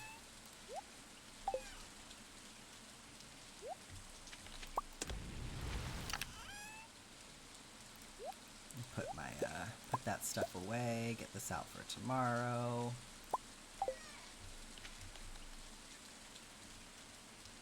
Yeah, only armor boots.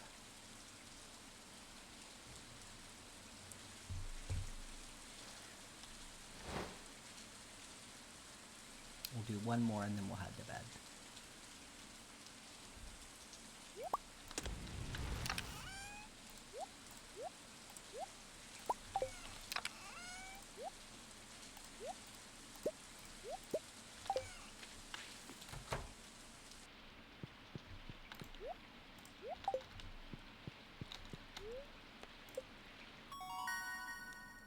Now I can make the bug steak. That'll be nice.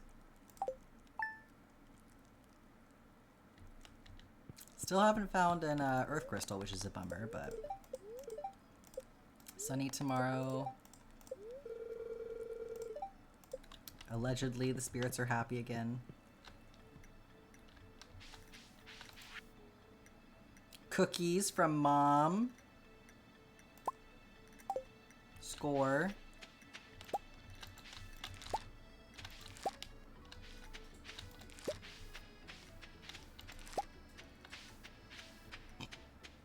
I'll sell these.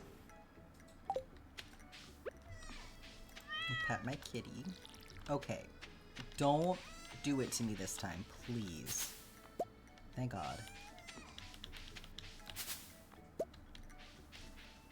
Yeah, I need... Can I make a magnetic ring yet? No. I need one badly. Got a dip too. Have a great night, Scarlett. Thanks for hanging out.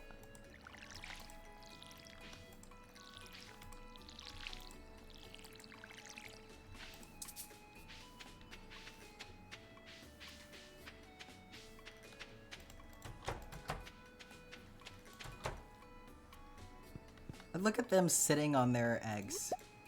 That's so funny.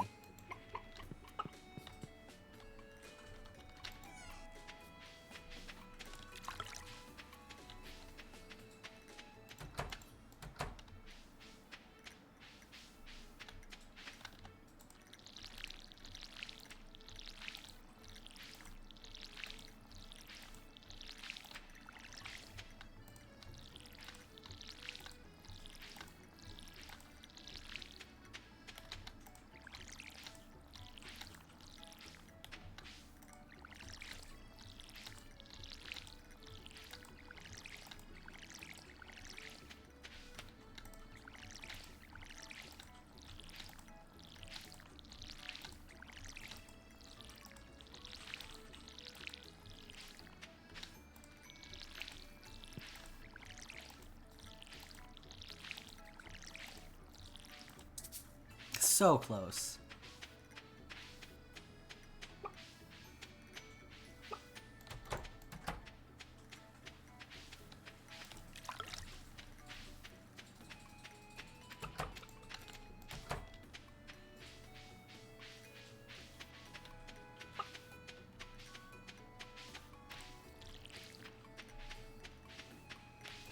Okay, I'm gonna put this away.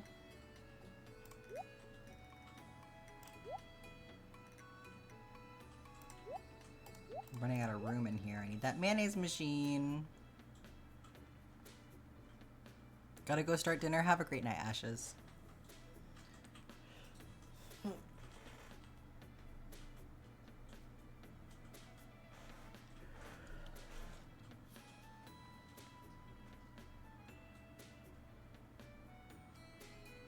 Hang on to the rest of that. Okay, and then what do I need to do today? So I need to ideally talk to Lewis. And I definitely need to give Jazz and George presents. And I should talk to Lewis and Pierre if I can. So get that out of my way. It's gonna... I'll save those for birthdays. Jazz and George. Okay, and then have community center stuff. What do I have? No, I have geodes. That's what it is. And then I'll take that up to... got all 5 boxes unpacked and put away. Good job, Tabby. I'll take this up to the Adventurers Guild and sell it. And then we'll spend the rest of the day on foraging, probably. So... Shaz is at home, so we'll swing down there first and go talk to her. And then we'll go by George and Clint.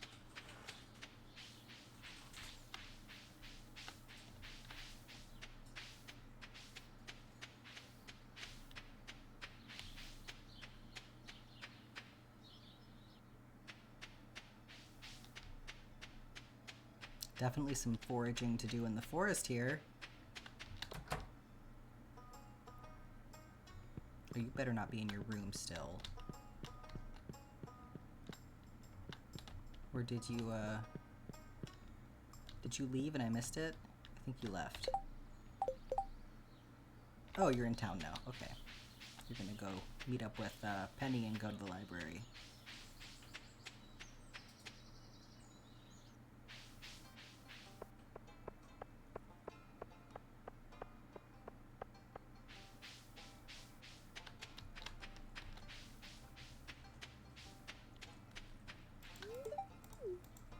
Why are you talking to me? Sorry, I just wanted to give you a flower.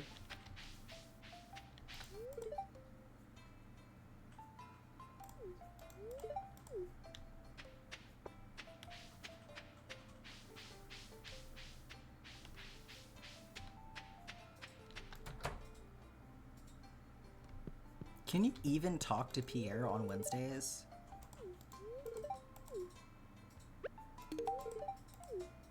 Like, is it possible? Or is he just in his house all day? Run the cardboard out to the recycle dumpster?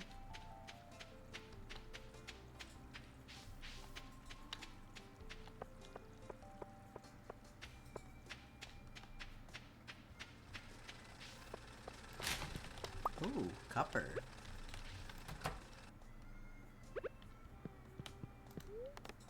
Oh, I guess I should also talk to him while I'm here. Nice. Oh, I think that's a new thing to donate. That might also be a new thing to donate.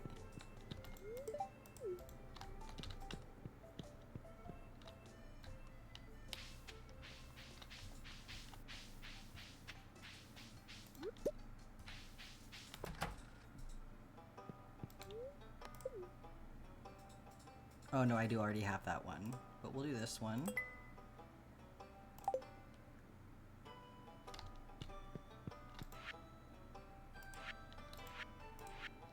Peek at these books. Can I? Sometimes they're so hard to get to. Do I have to go to the other side for this?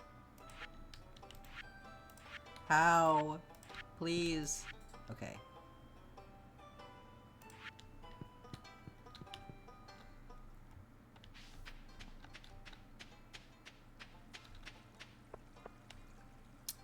And then I think the Adventurers Guild doesn't open until 2, so I can't go up there yet.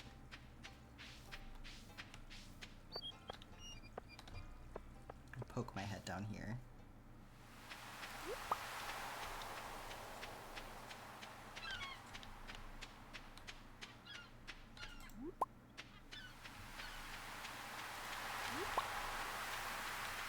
Nice. Nice collection on the beach there.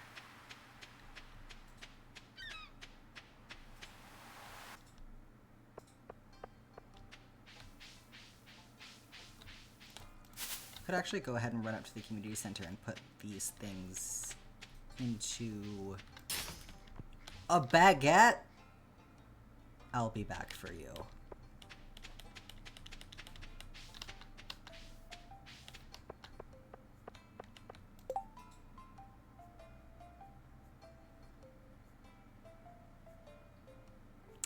I forgot about this thing.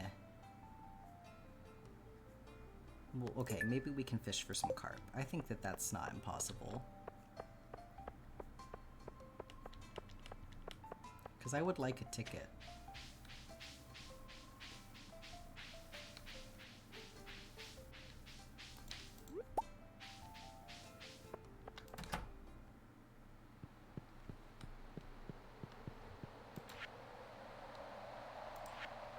Yes. Okay, we got an oyster and a clam.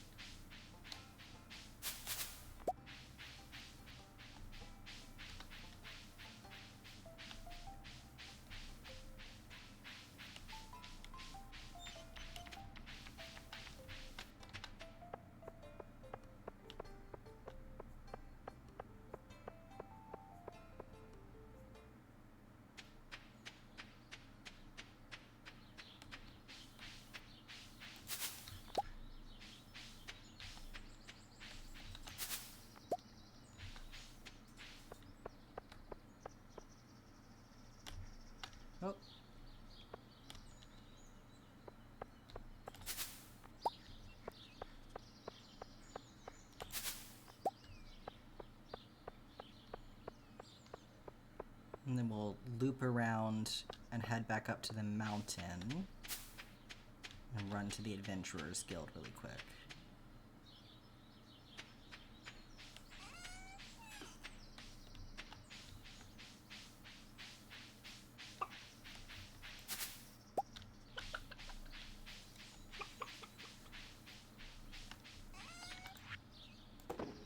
Not that.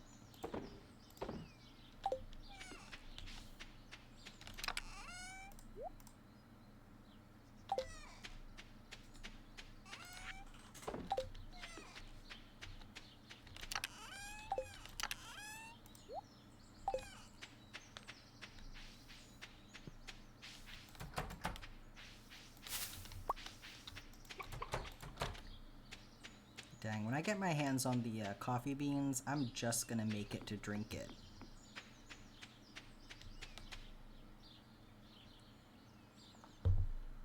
I don't utilize the speed properties from drinking coffee often enough. But I am gonna make a point to do it this time.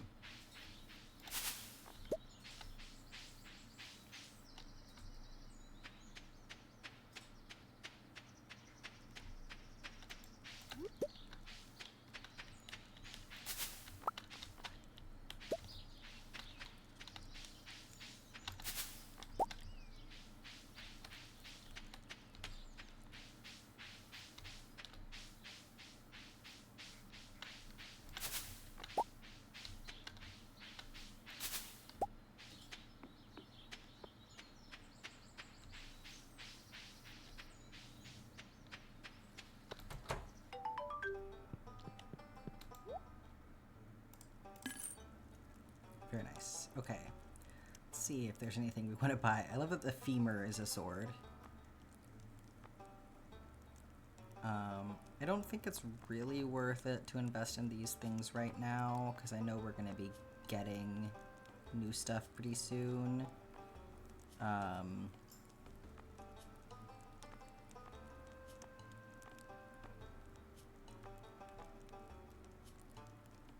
But just having a look.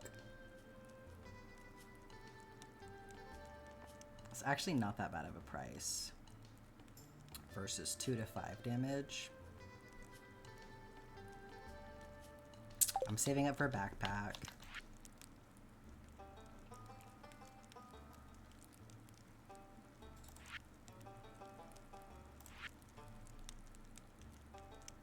Not doing too bad on cave insects so far.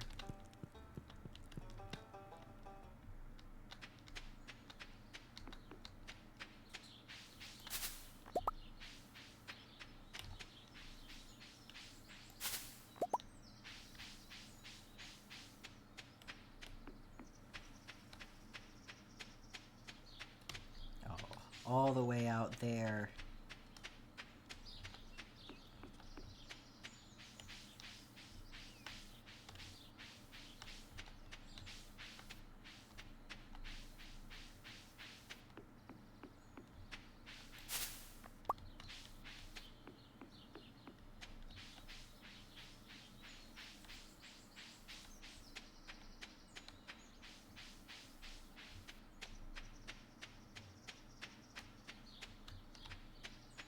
Guess we'll come back down this way.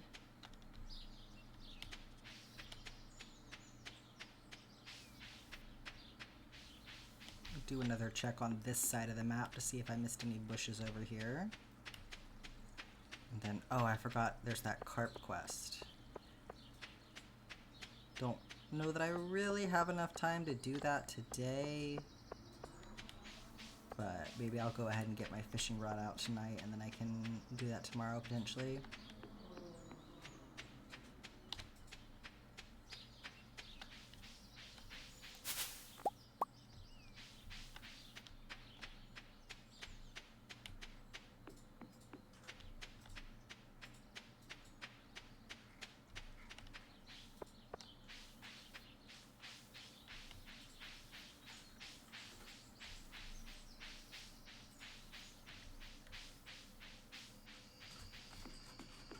Wish you could walk along the tracks there.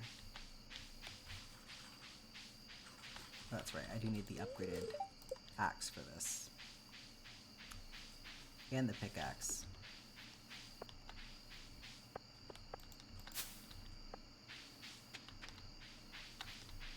Okay, we're gonna have to skedaddle home here. But I can grab that baguette on the way.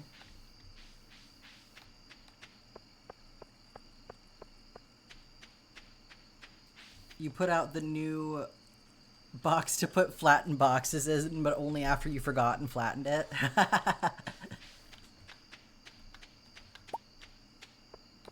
You're being too efficient.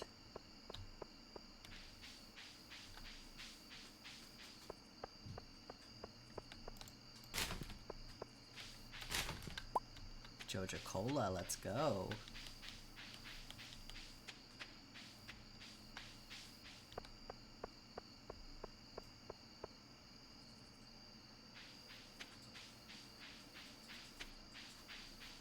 Oh, Joja Cola also gives you a speed boost, that's right.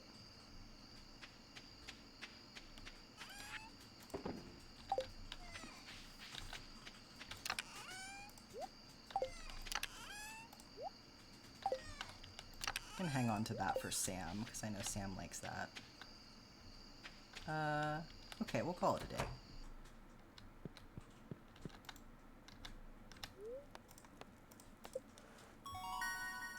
Preserves jar.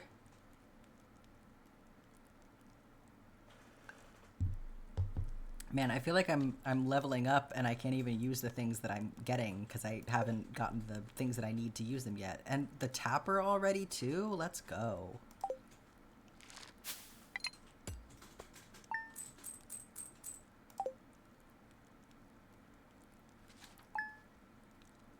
Time to eat your other donut. It sounds like you've earned it.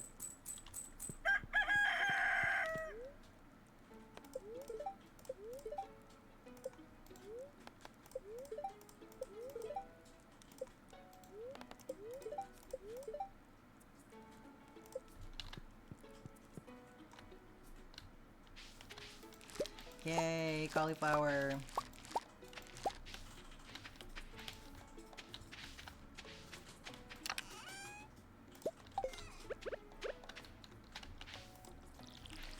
I may grab some more parsnips to plant before the season is done, and some more kale.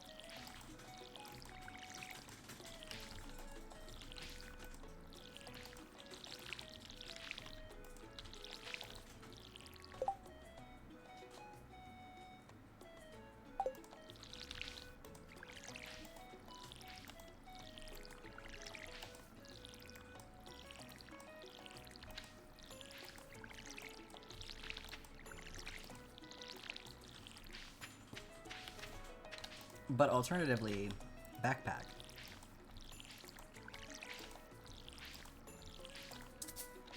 Well, if I get more parsnips, then I have more money after backpack.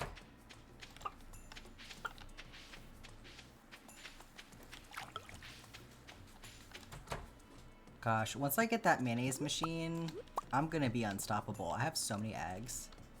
I might just have to sell some of these eggs, but I know that the mayonnaise machine is so close, so it feels like a waste to sell them.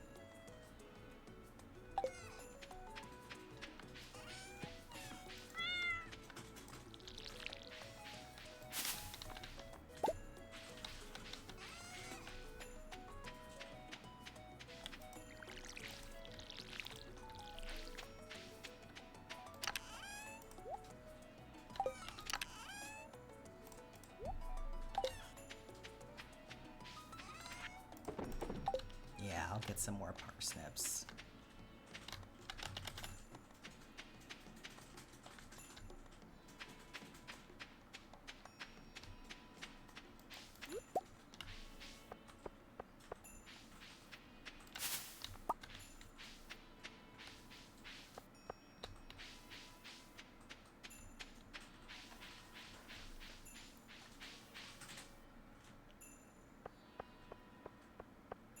Parsnips and kale.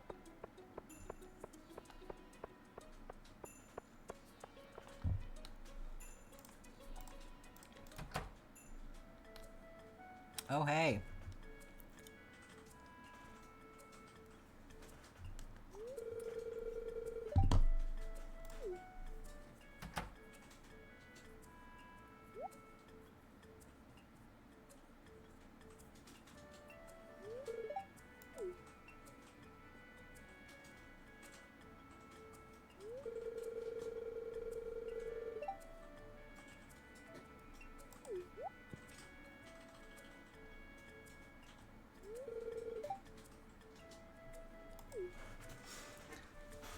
This is why I think that Pierre should be allowed to punch Morris, because that's some bullshit.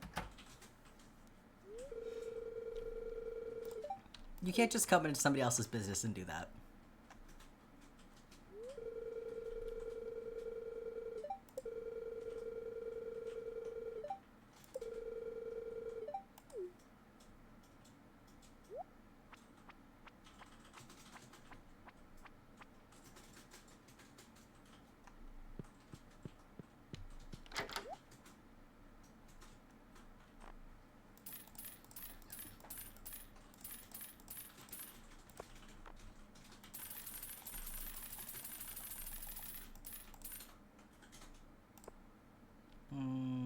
Let's do...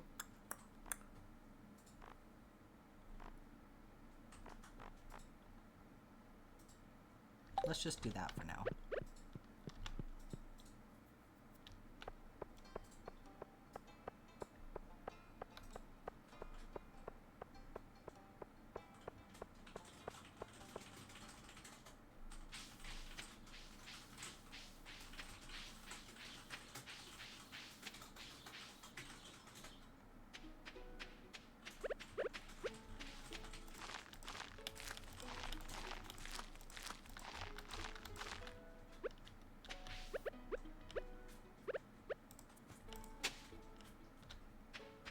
God, my farm looks such a mess right now. Someday it'll be beautiful. Believe. I guess I might as well put fertilizer. Well, I'm gonna hang on to my fertilizer so that I can have it for my melons come summertime.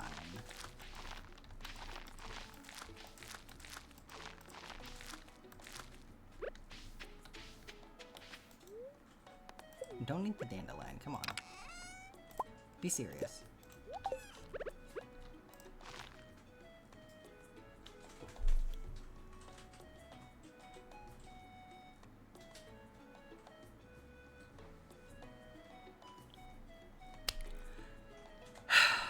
Moving on from that.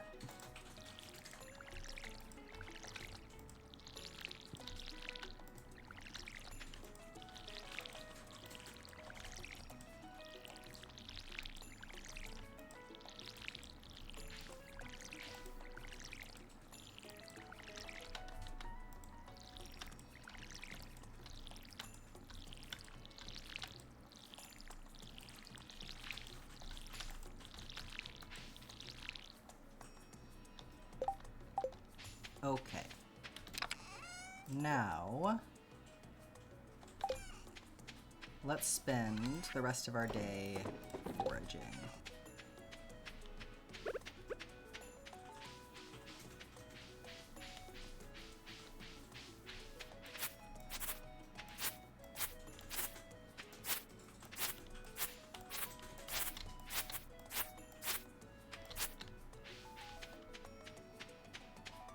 Oh, hang on a second. I see wormies.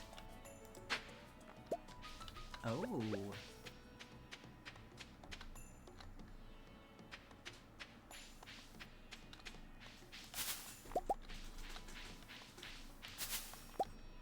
Does anybody else, whenever they think or see the rusty spur, do you hear the words rusty spur in Jonathan Sims' voice from the Magnus Archives? When he says, Rusty Quill presents the Magnus Archives, except it's Rusty Spur.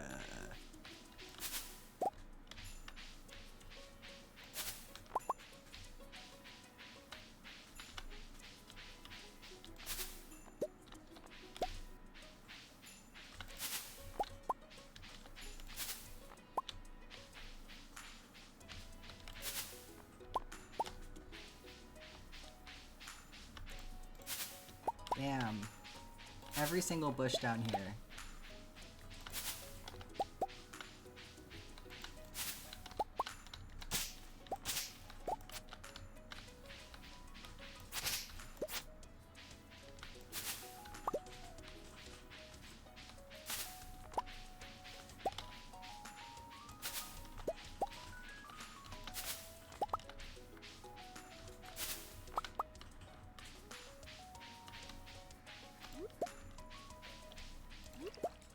While I'm thinking about it, what do I need for that preserves jar? Oh, I can make a preserves jar, easy. And the tapper. Yeah, I can make that too. Excellent. So we can put some of these salmon berries in the preserves jar.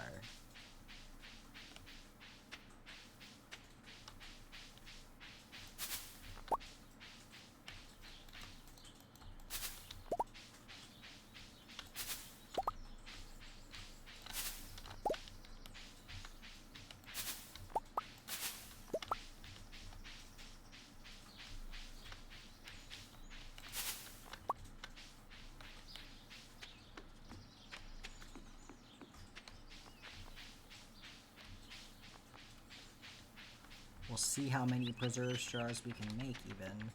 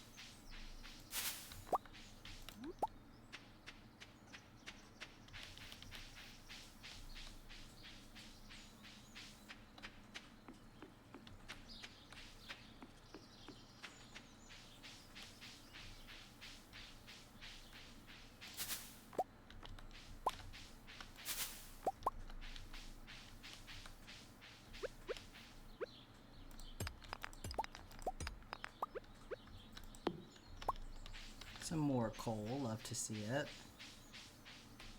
Because we're about to use so much.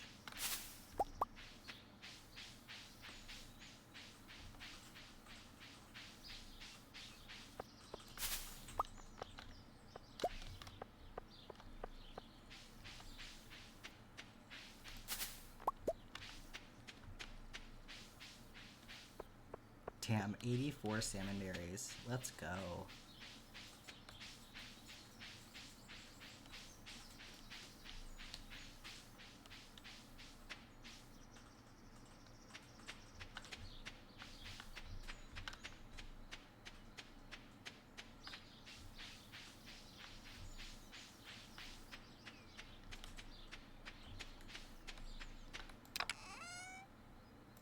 Okay, 14 coal, plenty of wood. What was the other thing that we needed? Stone, and then for tappers it's wood and copper. Okay.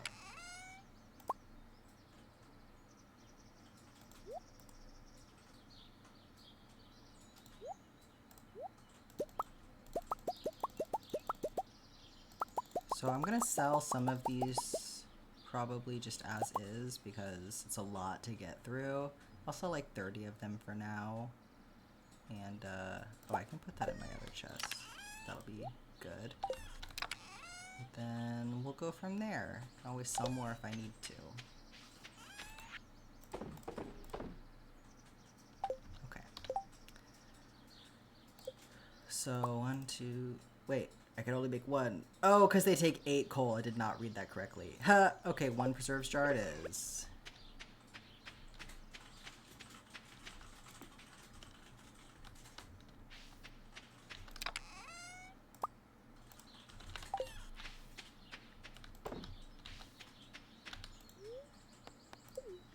I guess I could... What do I need to make a charcoal kiln? Wood and copper. How much copper do I have? 5. I can make some more really quick. Okay.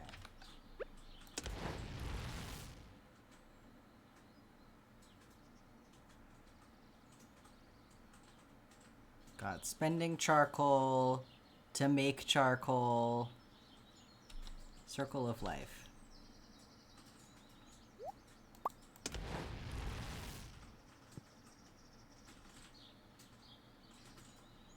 So I'll get 3 more from this. So I'll have 8. So I can make some stuff with it and I won't completely deplete my supply for Clint, but I will need to make sure that I get back into the mine after next week so that I can continue giving him gifts. So I'll make one of these and then grab 2 out for a tapper.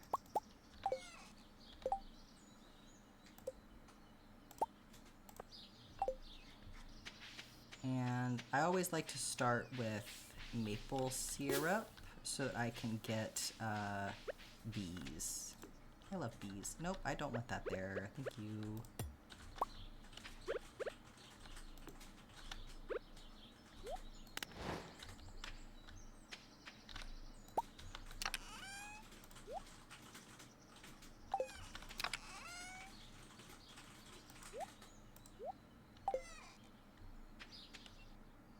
Okay, I'm gonna chop some trees down to end the day here. And then this will be our last day for today. It's 4 o'clock, so we'll wrap things up tonight. I guess I'll do a little bit of clearing and get these rocks and stuff up and maybe get some more hay going.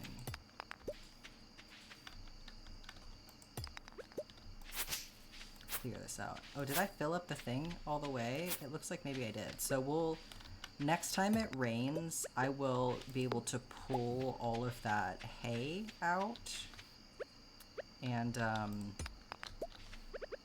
then stockpile it in the chest and make some more.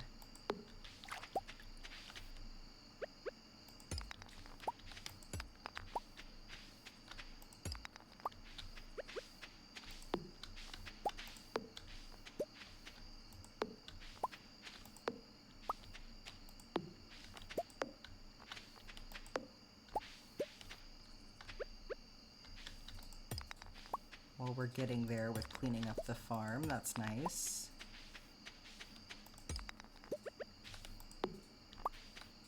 Just one little bit at a time.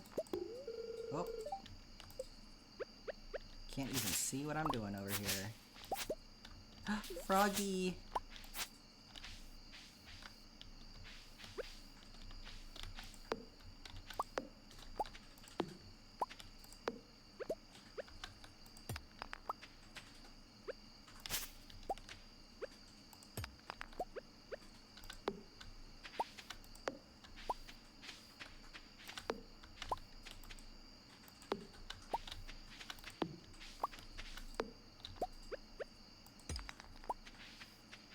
Can't even see what I'm doing out here.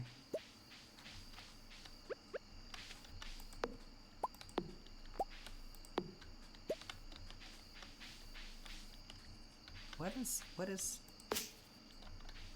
Don't know. Tiny tree, probably.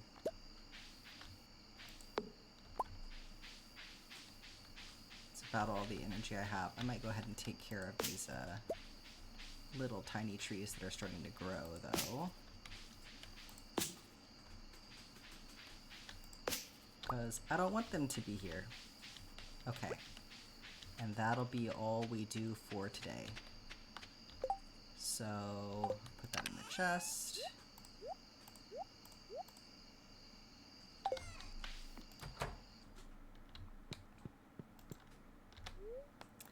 And that is where we will pick up next time.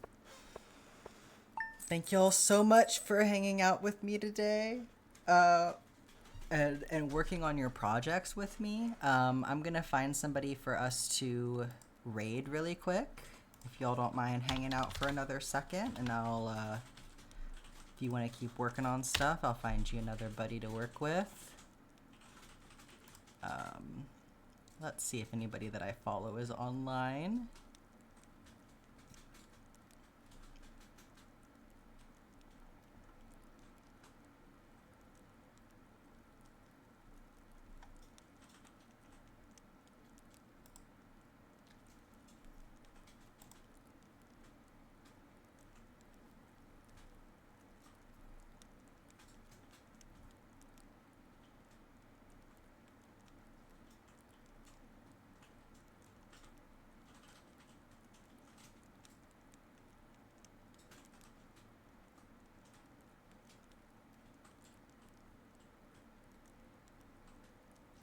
We got some options for Stardew Valley streamers today, it looks like. Looks like this person might have a little PNG tuber or something. That looks cute. We can go check this out.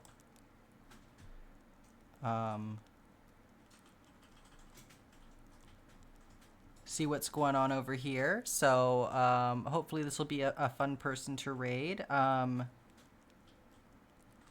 If y'all don't mind joining me for that. For raid command, you can use whatever you feel is your evilest emote along with evil raid. And I really appreciate y'all hanging out, and I will see you again tomorrow. So have a great rest of your day.